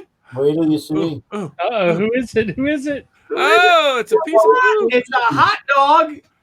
That kind of looks like Death a little bit. He's not, that's your line, Gary, right? He's nothing but a little weenie. Don't hurt me. I didn't do anything. No, don't hurt me. So I didn't this do is anything. what they did to Sven. It Turn him wasn't into a me. corporate weenie. Grab that meat. Grab the meat bullet. The meat bullet. I think that's my line, Gary. That's got to be you. Yeah. I can explain everything. Just let me go. Hey, I know. I can pay you lots, millions. I can make you stars. You don't need all these other nobodies. You two are special. You've got talent. Yeah, that's it. You got talent, see? Yeah, you got talent. You got talent, see? Will you be quiet? No, listen. You got to listen. I can make you really, really big, as big as this robot. Everyone will love you. You can be famous. Just don't hurt me. And they just zip him up. Nice. There, I knew I had reasons. I knew I had a reason for wearing this headband because she didn't know why she has a headband. Hang on, Anna. I've got to steer this monster towards. What's she going to steer it towards, Gary? The wall. Oh! And the thing smashes down the wall. All right, and then what does that say, Gary? Monster shatters the barrier that has been both a defense and a prison for so many creatures of the imagination. I know that a host of such beings will emerge. Not all are suited for battle, and many of the more beautiful, fragile ones remained in the shadows while we warriors fought for their independence. But now all have been liberated, and it's time for all to seek their own paths, to learn how to grow strong enough that they can never again be imprisoned by a giant. By a giant. Look at that. And then what happens to our poor weenie, though? Oh, Cerebus comes down. It's the tick. What? Shut up. What does Cerebus say? And then the one who showed us the way reappears. You've done good, better than Cerebus expected. You've stopped the monster and discovered the pathetic worm inside. Dave Sim hated corporate comics, and we give that. See, that's my little thing of drawing how I can help your eyes guy down. But now, what will you do with your prisoner? What will they do? Perhaps we should allow him to explain his actions. Yeah, I can explain. It wasn't me. It was you, all of you. No, you're all just. Wait, what did it say? You're all just bricks in the wall. You built it yourselves and used me as a boogeyman to justify staying here. There. And then Hellboy, look, and that's the goal, man. You know, and so what? You know, what do you suggest we do? And of course, Weenie's Yum the Tick. You know, Ben Edlid. Ben is just a genius. And that's Paul Pope's, right? I think those are. I was just giving the audience what they asked for. Yeah. Very nice, Scala. We should do a whole comic like this, and you do the voices. And then we flip the page. What? Oh and my who's God. that? What? Let's stand out what we know. Let's zoom in. I don't think Frankenstein talks like that. And then, of course, so there he is. Let's find out what he knows. We can give him the third degree, really grill him. And then if you scroll down, yeah. Let me cut him and grill him and eat him. That's Johnny the Homicidal Maniac. Yeah. Correct. And that was Vasquez from Slave Labor. And then, of course, who comes, though, that we will take care of him. We will prosecute him or we'll defend him and make sure he gets a good title, a good trial, of course. Okay, so please don't In the court of public anything opinion. wrong. Tell it to the judges, pal. You're just guilty as heck. And, of course, this is illustrated by my great friend Batten Lash, who left us last year. Scala, scroll down. I'm having fun. I haven't read this in a long time. Scala, scroll down. No, up. I'm sorry, up. Yeah, I'm going down. You're telling me to go down. Let's scroll up there. Where would you like me to stop? Right there. That's right, madman. He should tell it to the judge in a proper court, a court of public opinion. Oh my God. Wolfenberg here, counsel to the macabre. We're ready to represent this weenie, and the jury is still out on his case. So look at that. Even the independents are going to defend their enemies to give them a just title, and everyone starts to go their own way. And of course, that's David Lappin's character. Ginny from, and I only know that because I've been looking at the characters. Ginny from something or other. Where do you see that? Let's see. Ginny from Stray Bullets. Ginny from, yes, Stray Bullets. So that's Dave Lappin's character from Stray Bullets. And thank you, David, for that, for allowing us to have El Capitan books. David Lappin is one of the greatest talents in comics history. Not only with, of course, his independent work, but his mainstream work too. And then, of course, we have the cast of characters. We show everybody, we tell everyone where they can get them, who their publishers are, who created them, and it was a lot of fun. It was a lot of fun. We scroll back, we pull back, and I think there's an ad. Let's see, there's another one of those. We went through who everybody is. Oh, and there's my letter to everyone. And I basically talk about this spirit of independence and, who are we to tell them what books we can and can't do. And if you want to buy them, we appreciate it. And if it's not for you, we get that too. Mm-hmm. And then huzzah, Gary. That's the end of the story. That's it. That's a fun story. Come on. For given what we had to basically have to wake up with an explosion from Mark's book, Mark's real image in your face. Let's show some some. And we just kind of played, which is the best part of this for me, has always been playing with my friends. Yeah. Just making stuff that we have fun doing. It just kind of holds so true, though, just even to what's going on today in the industry. It's and never the wrong battle of the independents with mainstream and in the new, the new unauthorized comics code that seems to be going around. Yeah. Well, Gary, look at this. If you talk, this whole thing about how the mainstream is, you remember Marvel, was it Marvel or DC? One of them, or a bunch of characters. Whatchamacallit? They told, companies. I think it was Marvel and DC. They gave the order, pencils down order, and told all of the majority of their freelancers, there's no work for you after the industry shut down for 2 weeks when COVID first happened. These companies that make millions of dollars a year, they deem their creator so insignificant and so unimportant to them that these companies that are worth billions, because they're owned by these major corporations, you're going to tell these cartoonists and these writers and these pencilers and inkers and colorists that there's no compensation for you to feed your families? This is what happens when you work for a corporation. And that's what happened. Mm-hmm. And this is why entrepreneurship is essential in this kind of business. Yeah. And that's what we're all about. Rolling your own. The problem for creatives is always, how do I get what I want to do to the people I want to get it to? Yeah. And that's always the issue. And how you do it is always a moving target. Mm-hmm. The solution is always something different. Yeah. Yeah. But when you lie down with the big guys, the example I use is Blue Devil and Amethyst. Mm-hmm. Not own these things. They can do and have done anything they want with them. And I knew that going in.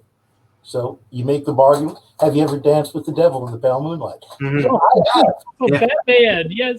I definitely have done that. Absolutely. Yeah, pencils down. It says comics down because it's not just pencils down. The mob seat says it was comics down. Mm-hmm. Sorry, we have no work for you. Isn't that insane? It's just insane. Well, if anyone likes this, I see Rick Saylor says that book is action-packed. I was just reading it from... Sorry, Scala, you want to do it? Yeah, I know. I'm like going through. Sorry. Every day. So I'd like to make an announcement, if I can, for the few people that are watching this. Tomorrow, I'm going to go live and telling of our San Diego Comic-Con at Home exclusives. But we've done, and thank you very much, Nile Scala. I think we're going to do 100 of them there. But we've got the 25th anniversary edition of SHI Cyblade. Ooh, It's insane. Wow. what? So we're going to do the book, and it looks beautiful. And how many of these are you printed? I think 100. Wow, that's Yeah, I it. think some. Yeah, well, Please print 101. I'll take one. for 101. We'll see. I don't know. Maybe we'll do 200. I don't know. It won't be any more than 250, but probably 100. That's what we're looking at. For SHI Cyblade, there it is. The 25th. The light is Gorgeous. and this is the original cover with Cerebus. It was the original cover that I had done for the book for the previews ad 25 years ago. And we didn't use it for the cover, Gary. And Nile and I found out last night why. Because it's so hard to put the logos on it. Because I drew it so big. I didn't leave any room for the We logo. had no room to put any the But logos. here's the fun stuff, and this was Jeff Vaughn's suggestion, is that Cerebus has the Zipatone look to it. Okay. Yeah. You see, and of course, Right. Anna and Dominique aren't. But we're doing this very limited run. It's if I can post a link or someone post. Let me see if I can do it. Nice. If you guys go to BillyTucci.com, the store, thank you. We have them, and you guys get the sneak peek before we make our big announcement tomorrow. Well, if you send me one, please sign it. Huh? If you send me one, please sign it. Oh, of course I'll send you a couple of them. Absolutely. Not a couple, Billy. There's only 100. Yeah, send me one. I'll send you 5 of them. That's why he's got to print 101. I'll print 105. Debbie knows. I don't know. Oh, Let's just say there's 250 Ooh. times. There's that's no a sale, Bailey. Billy, look at that. Bailey, that's But this book is beautiful, and look how it printed. It just printed gorgeous. Yeah, it looks amazing on that paper. Doesn't it? Oh yeah, it's a super thick cover. Mhm. It's a 100-pound cover. Looks like, and the 80-pound test, and then there's poor Sven getting eaten up again. But just fun. That great double trade spread, and we just wanted to have fun with this comic, huh, Gary? Yeah, definitely did. And then look at that. Definitely did. Oh, wow.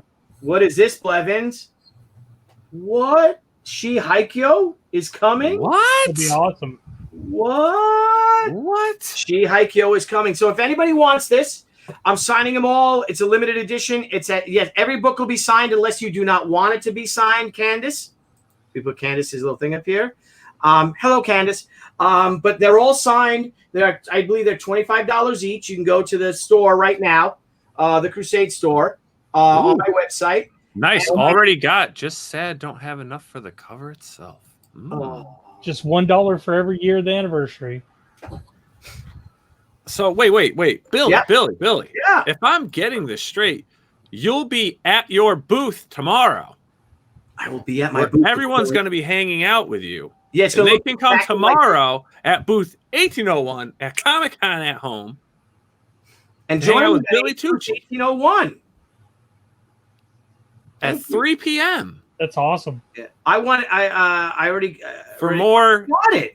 Said don't have it. Exclusives. Oh, so this is what he's saying. Oh, thank you. You got one. Thank you so much. Yeah, the original art for the cover is up for sale too. And I want to let you guys know, Gary, I don't know if you know this. I think you do. You've seen this if we've talked about it. All the proceeds for this, of course, going to cover the printing and all, but it's going to go to the Una Fund. For Una, just went through her. She had, for those of you know, she had to have her left leg amputated at the hip. She had cancer, but now she has to go through 6 rounds of chemo, and oh my God, it's so expensive.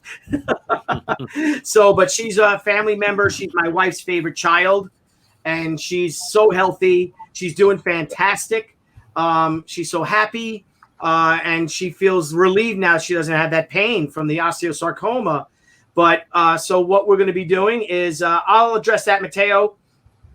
Give us a couple minutes. Yep, and we got a few more minutes. But what we're going to do with Una is that, Gary, they have Yale University has a vaccine, a self-cancer vaccine that they're working on animals now, and it's hugely successful. Okay. So what they're going to do is that the animals are able, that the doctors are able to create your own antibodies from your own cancer. Wow. To protect yourself, and it's been going on for a few years. A study. We donate $1,200, and they do two sets of blood work to create the antibodies. So Una's got to go through 6 chemo sessions every 3 weeks, and she responded great from the chemo. She was a little loopy, but she expanded just great. And then she'll go to Yale. We'll have the Yale University the antibodies thing, and hopefully we'll have our dog for the next couple of years. But she's doing great. Her body was clear of cancer, but as cancer is, but if we can control it with the chemotherapy, as a husband of a cancer survivor, I wouldn't wish that on my worst enemy, to anyone. But she's our dog. She's our puppy. She's the perfect dog, except for that one little thing on that inch-long thing on her leg. Super pupper. But I guess someone had wanted to talk about Miss Fury, so let's go. Yeah, when will I get to see a comic book? Or are you doing? Is it not a trade paperback? I like that, but concerned about Miss Fury campaign. Does Dynamite own the license of Miss Fury? Yes, but however, is that I'm contracted to Dynamite for this, and as I said, I fulfill my contracts. The book is going great. Maria Laura's we're over $86,000 on the campaign. There's 2 weeks left. It's a Dynamite book. What Dynamite's business decisions are, that's their own. I may not agree with a lot of what transpired, but that's their decision. And that's all I'm going to say about this. What I'm here for Team Fury. I wrote the book. Maria Laura Sanapo is doing the amazing illustrations. I think it's one of the best things I've ever written in my life. The coloring is going. The Ceci Dela Cruz's colors are amazing. Mindy Lopkin, who put this, who is our letterer for the She books, is the letterer and the designer on it. Nile Scala did the logo. So this we look at it that this is our type of a project. But this book is being done. It's already in the pipeline. It's already paid for, and you will be getting your copies of Miss Fury in February on time. Okay. So yeah, there's some crazy things going on in comics, Gary, right now. A lot of things with cancel culture and all. And I don't agree with it. What's happened? What some decisions people might have made, but it's not my company, Gary. Facts. That's it. It's not me. I could talk blue in the face. If no one's going to listen to me, no one's going to listen to me. Right. I can only give my opinion when it's asked for. Yeah. So, who's my worst enemy, Billy? Someone said. Mob's just asking who publishes the She Cyblade 25th reissue. Crusade Comics Mob Seat. It's a Crusade book. It's all me. It's all Billy Tucci. Right. It's all Dr. Blevins with a PhD in She. That's right. Like Gary Cohn. Yeah, this little run. Who's your worst enemy, Billy? And this is so much. No enemies. So this one here's the original version. Oh, hang on, Mike. And this one is so much thicker. It's so thick. So thick. Good job, Nile. Nile Scala put these together. The beautiful wall illustration. I found the original wall illustration by John Cebollero. So, okay, let's see. Team Fury. Yeah, and, I love this project. I love this character. Gary, you're familiar with Miss Fury, right? We want to honor June Tarpe Mills. I don't want people ever to forget who June Tarpe Mills is ever again. She is such a trailblazer. She created the first female superhero. She's also the first woman to have a published comic character out there. And she was a victim of cancel culture, and it broke her spirit. And she never did a comic again after 1952. Now, June, Gary, if you read Miss Fury, she was a very fearless, very progressive. Miss Fury was so popular during the war years because I guess you could say certain morals were laxed. Because who knows if your dad is going to come home from war, Gary, right? So GIs were frequent. Were probably part of the biggest comic book market there was. Oh yeah. Right. Agreed. Of Yeah. course they want to see pinups. Of course they want to see sexy girls. Yeah, and then June would put them in lingerie, fighting in lingerie, you know, fun like fetishy progressive stuff. And she got in trouble for that. She put their character Era in a bikini, quite possibly the first bikini ever in comics. 37 newspapers canceled her, even though the book was huge. And finally, because she was such a spitfire, she was such she was fearless. She wanted to tell her story. She didn't abide by gatekeepers or any of this stuff or this new, this is the Truman era, coming to the Eisenhower era. Things changed, She thought she was going from the 1940s to the 1960s. She completely forgot about the 1950s or in between. And then by the 1960s, they had forgotten about her. Yeah. So we are going to. Well, it wasn't really till it became a public domain character that people kind of started exploring it again. Yes, and no one's brought it back the way you have. You really kind of picked up where where she left off. I say she, not meaning she, but you know what I mean. Right. And what you've done with the character, I mean, kudos to you and the whole team. Absolutely. As far as the script. I've read a lot of what you sent me and seen the images. I mean, it just you're really honoring someone.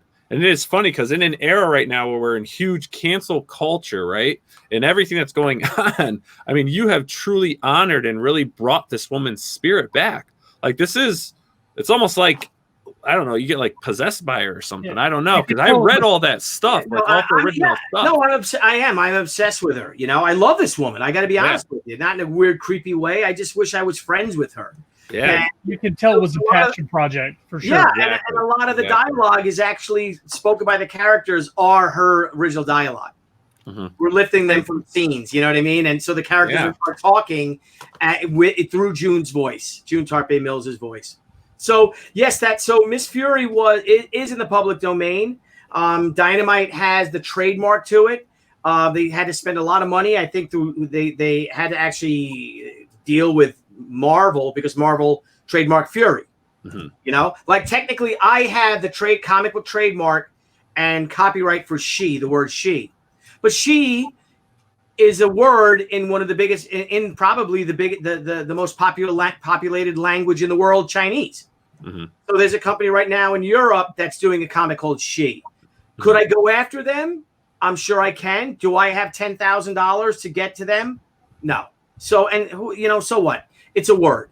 You know what I mean? It's a word. She. It's not the logo. It's not my character. I think it's done in the 1800s or something like that.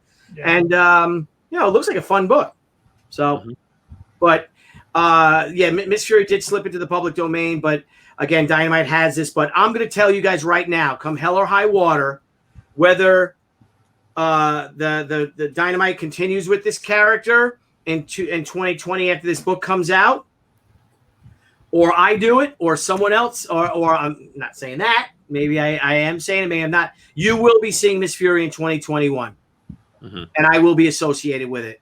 So that's right, Billy. Yes, sir. Yes. Tell them. I'm going to do everything I can to get that character in there, to get it out there, because we've got 3. Maria Laura is contracted for 2 more Miss Fury stories.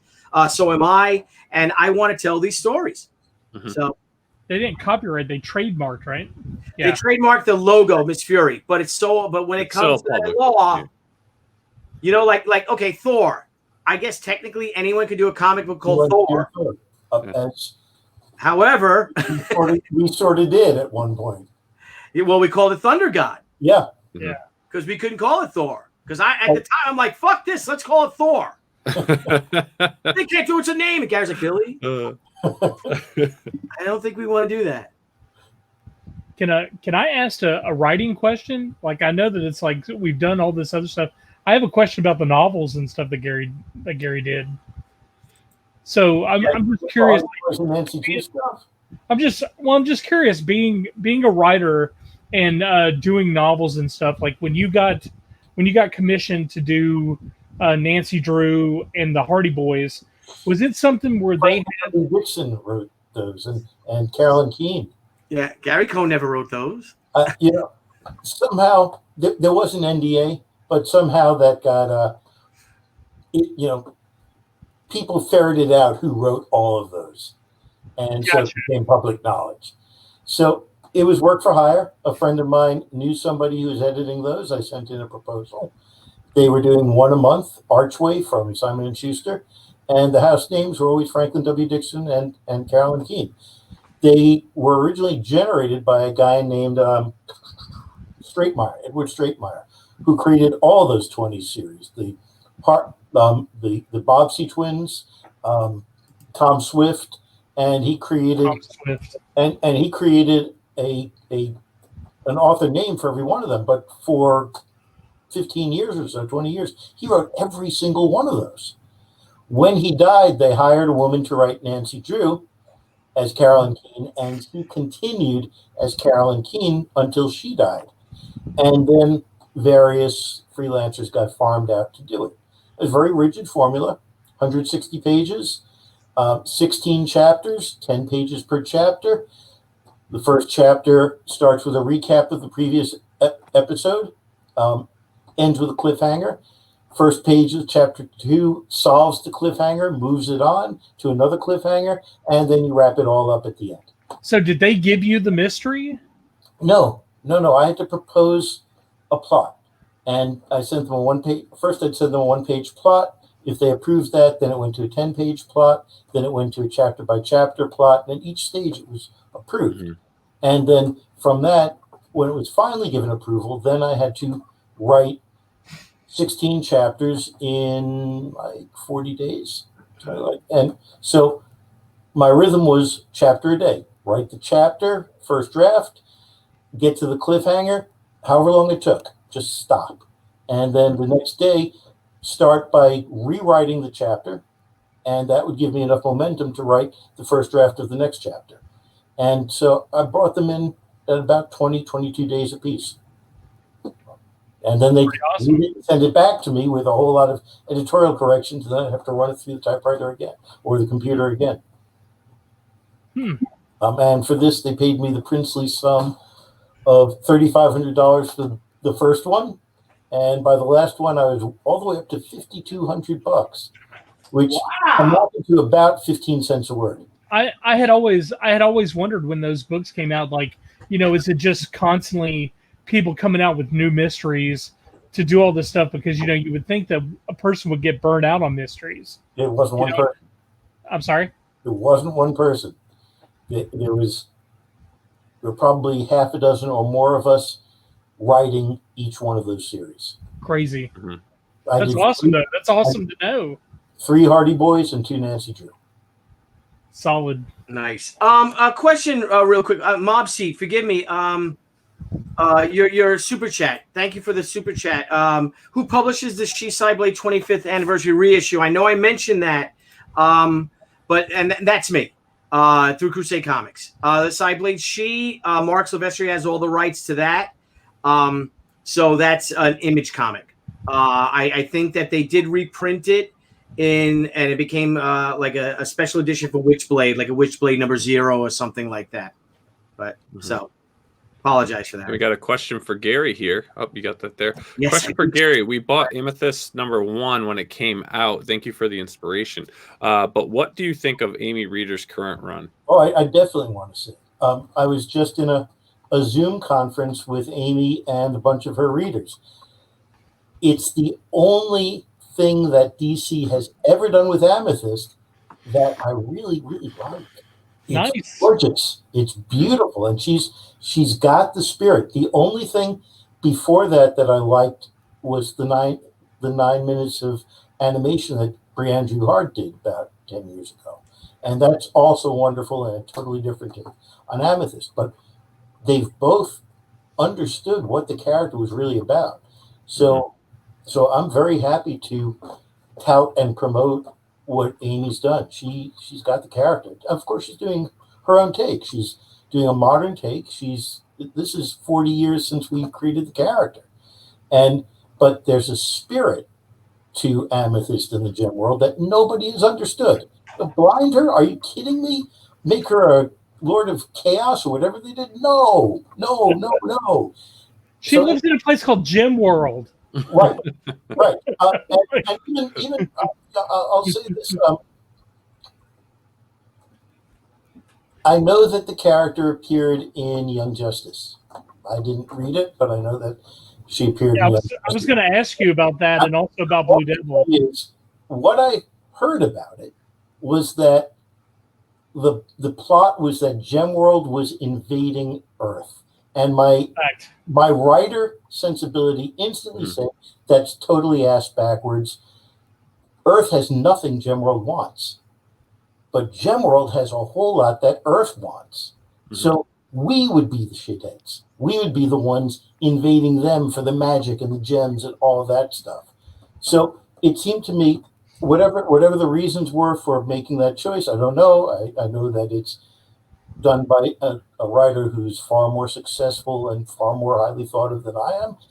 But my thought instantly was, this is backwards. Earth would invade Gemworld. We are the great imperialists. You know, this is what we do. It's not really what Gemworld does. Gemworld is a self-contained place.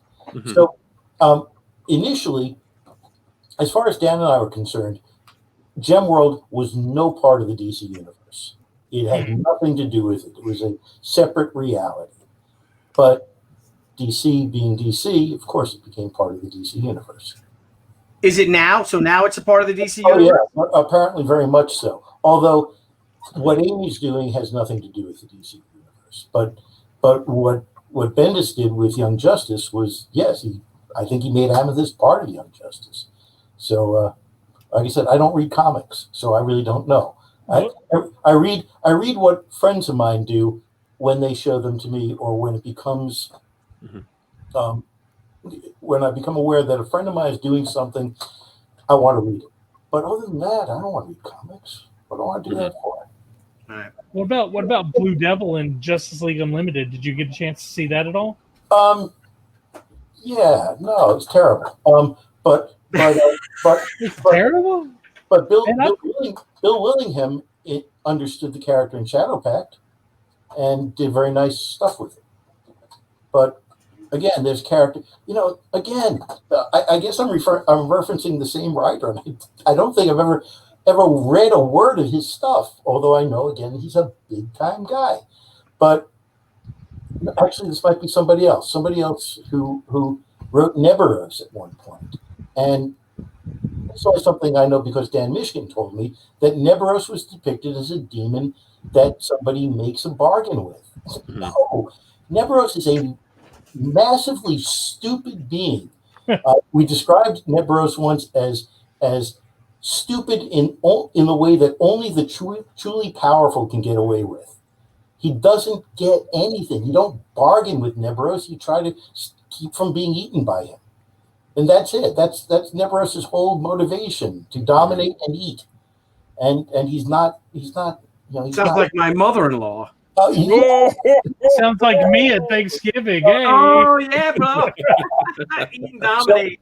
I will dominate you. Brian E. So you yell at your father like, I will dominate you, man. You smack your turkey. Blue Devil is that they very, very rarely. People who've touched them since Dan and I have very, very rarely understood what they were dealing with. Blue Devil in the Swamp Thing TV show, come on, he was just this generic blue demon at the end. But the actor who played him as the guy who becomes Blue Devil was very good, and the guy who becomes Blue Devil felt like my character. Once he becomes Blue Devil, he's just a big generic blue demon that kills people. Well, Blue Devil didn't kill people, though, right? In the Swamp Thing TV show, he did. Right, but in your case, no, he's this bouncy, happy guy who's realized, hey, I'm big and I'm blue and I'm fully endowed. Yeah, I mean, well, if he wears this oversized costume, people used to ask us that, and Parrish had the perfect answer. He is anatomically correct in every way because the movie was going to be a hard R-rated movie, and at some point there was going to be frontal nudity of the Blue Devil. So he's a big Blue Devil in every way. There you go. No. Yes, Blevins. Yes, just like Oh, you. me and Nile wore blue just to talk about Blue Devil, but I think you guys are the Blue Devils. Look at you. That was I'm definitely a big Blue Devil. Ew. that was a long response to that question, but whoever asked the question, I like what Amy's doing very much. And she seems like a lovely person who really embraces the character, and I have no complaints at all about what she's up to. Well, I want to get into that a little more too, but I just want to answer that Candace had asked, and that's why I ran back. Candace had asked, "What is the Silver Edition?" Well, the Silver Edition was our official last year's 25th anniversary edition. If I may get big, I can make myself big, right? I did already. Yeah, you're right. Pay attention. Pay attention. Here's our. It's that. on a silver metallic. It's on a silver metallic cover stock. It's She Way the Warrior #1. So and again, it's also super thick. It's beautifully printed. Here's the page that Scala likes. That's Gary, remember that when you saw it the first time? That's the book I read and said, "Hey, these guys are actually doing something good." Trying to, but yeah. So this is our. So I think we have like 20 copies left of this book, and the funny thing is that I lost a box of them in my studio. I didn't lose them; they were in my studio, and we had to stop selling them last year but I had like 50 of them, like a whole box or half a comic box of them, and then I started selling at shows, in the fall and everything in New York, and then I'm like, oh, let's put them up. I think we have 20 of them left, but that's the same thing. It's our 25th anniversary silver edition of. Hang on, dang it, Scala, dude. I know, but it's a beautiful metallic. You look at this cover from Cyblade SHI. This is a regular 100. So shiny. So shiny. And then this is an expensive book. Super. So, and there's 250 of these made. So that is our silver anniversary. She Way the Warrior comic. Blinded by the light, wrapped up like a deuce, another on. So Gary, okay. So Gary, speaking of Blue Devil, and if you see across the vast spectrum, thank you, all for the Unifund. And I don't like harping my wares or feeling, but I'm just like, oh my God, we got to pay for these dogs medically. But if anyone has met her, I mean, you instantly fall in love with this dog. Don't you, Gary? Freaking when you watch the videos, she is perfect. Yeah, she's a Shiloh Shepherd, and she is just the most lovable, protective though around children. She's so good with kids. She's just, she's our perfect dog, and she's perfect in every way except for that she had that cancer on her hip. So, but she'll be all right. She'll be fine. With your help, she'll be fine. So anyway, Gary, with the vast successes of Kickstarters and Indiegogo, if you see these campaigns are doing huge. You have campaigns. Brian Polito does 4 of them a year, and I think each one grosses over $300,000. Okay. For a 48-page comic. I think let me anticipate where you're going with this. Yeah. I think you can ask me. No, I want to build up to. Can I build up to it a little more? Okay. You've got Ethan Van Sciver did a comic that he did. He has Cyber Fraud. He's done 2 of them. His newest campaign is over over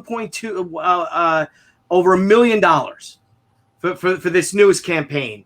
You've got Sean Gordon Murphy, the big Batman artist, just did an Indiegogo campaign, over $200,000. You've got these younger creators, people that aren't well known, that haven't been doing this as long as you have or I, and they're doing huge. What is that? Oh, I was answering a question in the chat. I'm not paying attention. You've got these comic creators coming out of nowhere doing these Indiegogos, and it's just they get on YouTube about their passion. We just had Charlie's London on before. She's doing a book about Charlie Chaplin returning to London and about his life and all. Mm-hmm.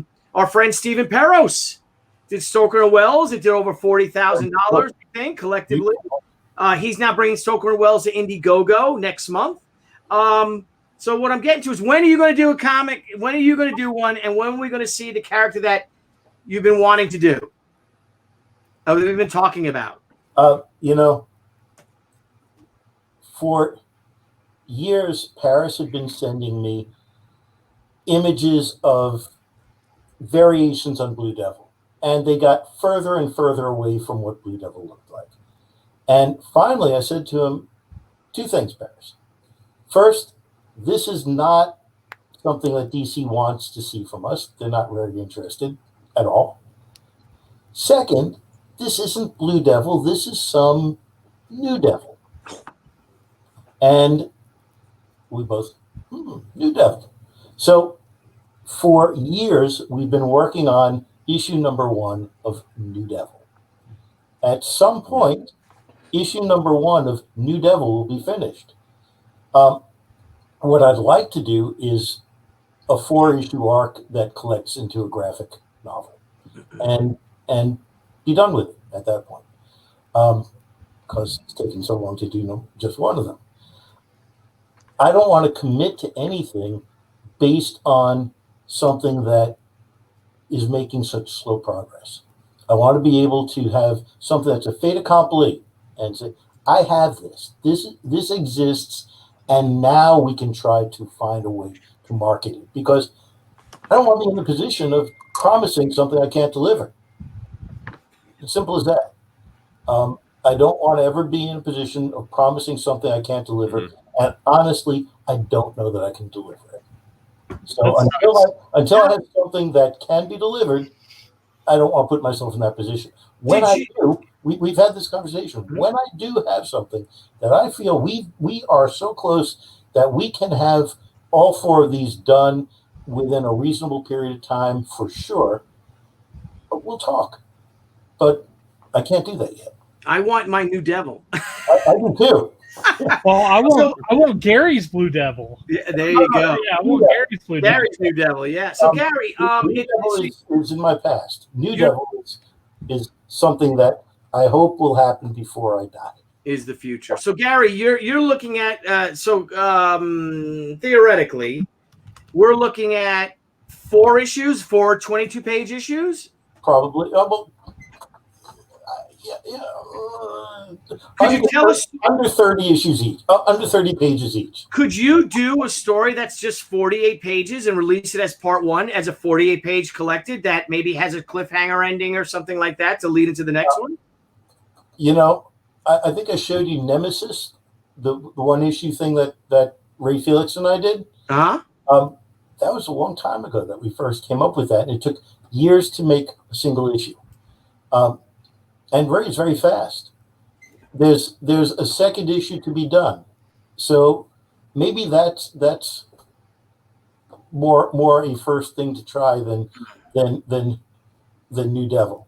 But what I've come to, as I was saying earlier, what I've come to understand is that here's an adage. I don't know if you'll like it, Billy, but I think you're an exception to this rule. Artists can fake writing better than writers can fake art. And so an artist working by themselves can create a complete comic book. Whether it's a good one or not is something else. In the case of people like Amy Reeder, Frank Miller, and yourself, there's an artist who can write too, who can create something, who can do the whole package, isn't dependent on anybody else. And that's a wonderful place to be in. But a writer can't make a comic book by himself or herself. Which means that I've started thinking more and more. I've been looking at the 25 concepts that I've got stacked up in a holding pattern for the past 30 years and starting to pick out which ones can be novels, because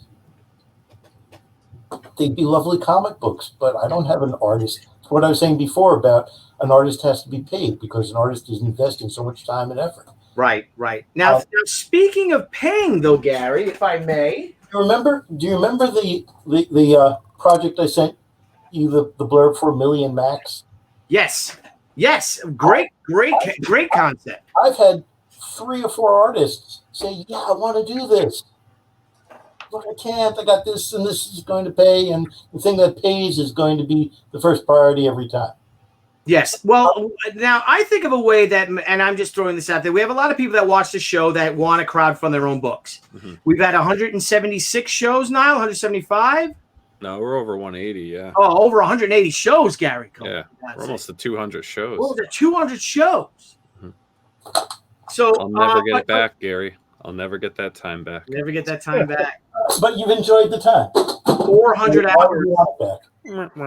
Back. But anyway, Gary, now what about something that might be very interesting to people? I think it's also very timely to do a book like this. How about revisiting a comic that's already done, that's already paid for, that's already penciled, that's already inked, that's already scripted?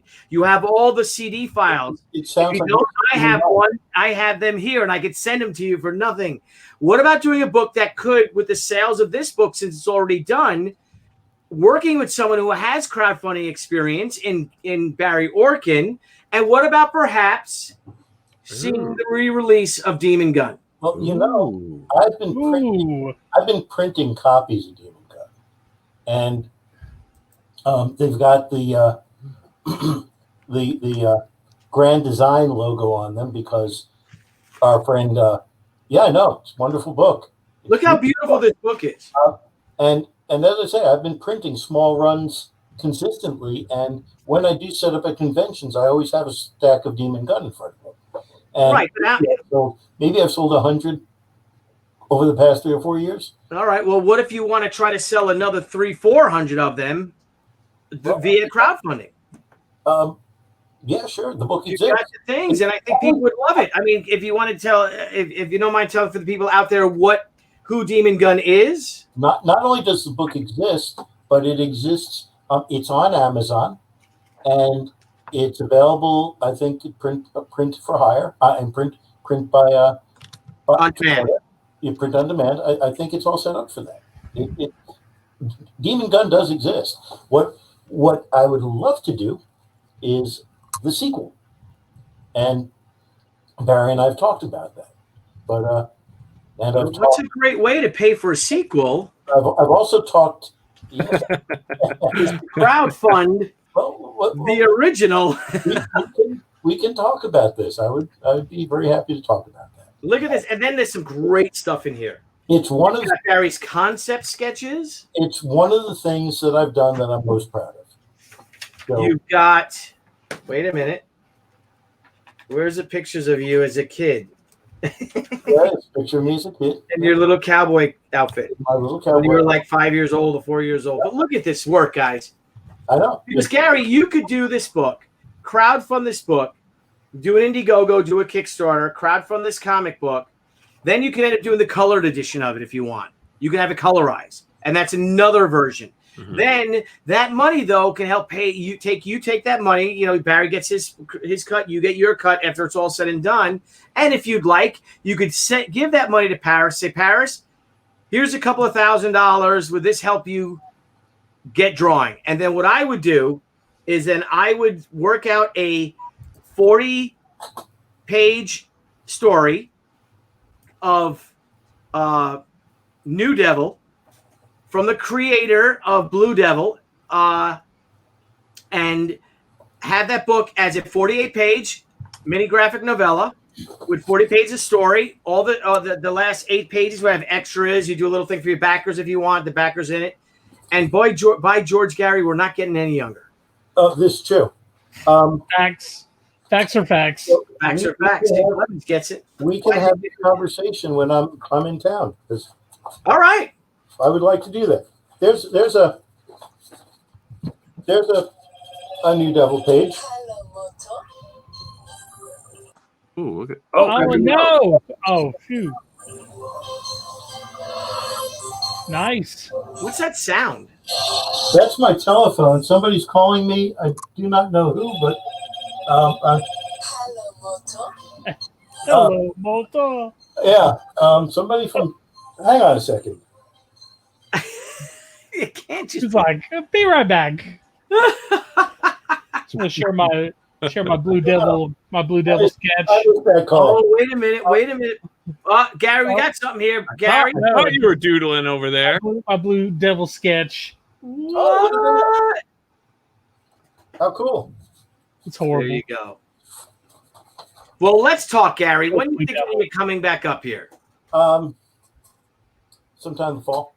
Excellent. The fall is a great time in Vermont, where we live. Assuming that all the current chaos diminishes, and I feel like taking a motorcycle trip, probably sometime in the fall. And I think we should Really go for a time to little. get your room together. Yeah, I know it will. Well, William will be away to college, so you could just stay in his room too. That's awesome. Where's he going?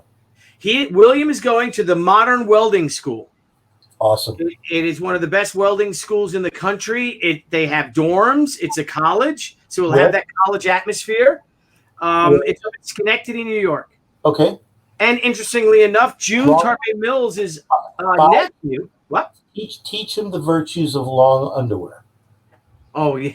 I spent a year in Plattsburgh. Teach him the virtues of layering. Well, he always has the fan on anyway. This kid, he loves the cold. Okay. We used to find him walking on the ice.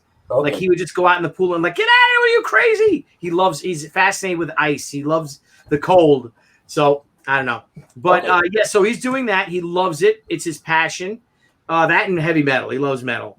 Perfect for a welder, right? He's a what? Perfect for a welder. Perfect for a welder. Yes. Thank you. Real metal. No, but he loves it. And I said, well, you got 4 years. I said, if you want to go right to work, you can. But I would love him then maybe to go to a trade school after that for heavy machinery. Learn to operate heavy machinery. Why not? I said, you have to go to work right away. His mother doesn't want him to leave. He'll find a step. But welding's great craft.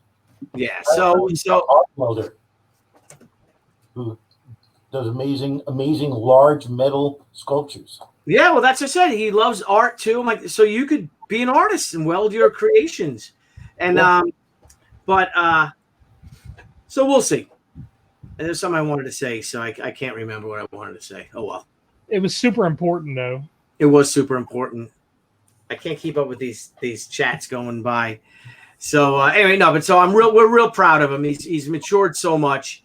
And that's what I'm saying. So June Tarpey Mills, because of Miss Fury, her nephew is the building planner, the city planner for Albany, and they need welders. And his office is a stone's throw away in Schenectady from the Modern Welding School. Okay. So he wants to meet with William when William graduates in the spring. In the summer, it's 7 months. It's a 7 months course. He'll be fully certified if he passes it. But we got him a nice Miller welder. The whole family chipped in, so he loves the weld. Okay. And good at it. He might have work. Yeah, he's good at it. He's good. Dude, that's very serendipitous that it's just right down the road. And, ain't it? It's all you know the guy. All because of comics. Man. Wonderful. It's all because you cared, Billy. Because I cared. It's all because you really created something that you were passionate about. Because we care. Yes. Right. That's right. Anyway, guys, we've been going on. Oh, my goodness, Nile. We've been going on for 2 hours and 17 minutes. We told Gary 45 minutes to an hour. Yeah, it's been fun. And there was that kind of gap there where I was... we were waiting for Gary to come back. Yeah, Gary's like, I'm going to go take a nap. So he went and napped, and then he came back. He's like, oh no, the storm took it out. He's like, good, finally get to eat my dinner. Jeez. I've got a conversation to have with Comcast about why I lose connection whenever there's any thunder. Absolutely. Well, listen, guys, I want to thank you all for joining. Gary, I want to thank you. Nice meeting you both, gentlemen. Yeah, it was incredible. Revisiting this wonderful book. We had so much fun doing this crazy, weird comic, right, Gary, as you call it? What a time, that we did. Look at the back. It's a wizard bag. What? Put that back up. Put that wizard back up. Look at that. Oh, nice. What? What? Talking about bad. Then there's a store signing at me and Mark Sylvester and I were doing at Golden Apple. That was great. That'd be like 2,000 people online. But Gary, it was so much fun having you on. Yeah, it was so much an honor. It's an honor to work with you. It's an honor to be your friend. I love you, as I love you too, Blevins and Scala, of course. And for those of you out there, if you guys want, I got this limited edition for San Diego Comic-Con, the 25th anniversary special. If you go to billytucci.com, you'll find it there in the store. And thank you all. Gary, thank you. I'm looking forward to you coming back on the show to talk Senryaku. But hopefully before that, we'll be talking some Demon Gun to be your first crowdfunding. Get your feet wet in it. That works. Yes. Nice. Do it. Would you do that under Crusade? He let him do it himself. He didn't need me. Yeah, you don't need to. That's his property. I have nothing to do with that. It's all his property. Grand design imprint on it. I'll help you, whatever you need, but that's all your book. You do it, and you can do it. Okay. Good. We'll show you where to get that stuff to mail it out. You can order it. And again, the cool thing is the book's already done. It's already done. It's already done, and that's a great selling point. And you're going to reach a whole new audience, Gary. Okay. Maybe we should do a review video. It's a whole new world. And introduce everyone to it. I've heard a song about that. I'm not doing review videos. No, not you. You're not part of the review crew, bro. I'm not part of the review crew, Gary. Just wait till we review She Return of the Warrior. Yeah. I just got my cam today. I've never had a cam before, and here we are. So nice. Awesome. A camera? Yeah, for the computer. Our monitor is a TV. It's a 40-inch TV because old eyes, all that stuff. Somebody just said thank you for Amethyst. I'm not sure. I just saw. Let me find that again. I hope that was a good, interesting, Darren. Here you go. Is it Herrenberg? Incredible. Oh, okay. The creative Amethyst. Yes. And pleasure to see you. And get the 25th anniversary of Return of the Warrior if you'd like. Okay. So thank you guys, Gary. Thank you so much. You are a prince of a man. Well, thank you, sir. Scholar and a gentleman. Yes. Always welcome on the show, Gary. I'm hoping next year the cons are back on so we can all meet down in Richmond and go to the Speakeasy. That would be nice. With the General and with our DC crew of crazies. That was a good one. That was a great one. Yeah. That was like a family dinner. It was wonderful. Literally a movable feast. Yeah. Okay. Yes. Have a good night, and we'll talk soon. All right, everyone. See you later. We will see you all tomorrow night. Actually, twice tomorrow because we've got at 3 p.m. in the afternoon. We're gonna have hanging out at the booth with Billy at booth 1801. 1801.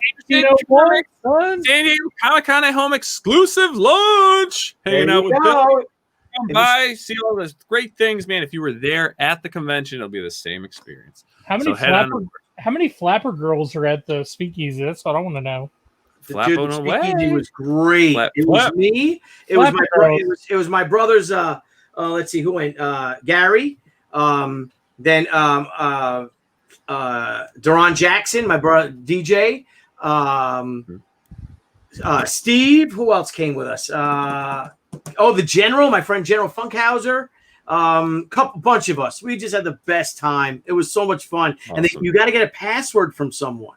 What? So someone gives you someone comes to you and says, "You want to go to a Speakeasy?" Or we heard it from a friend, or Gary knew someone who knew it, and you had to call them with the password, and they gave it to you because if you knock on the door and you don't give them the password, you don't get in.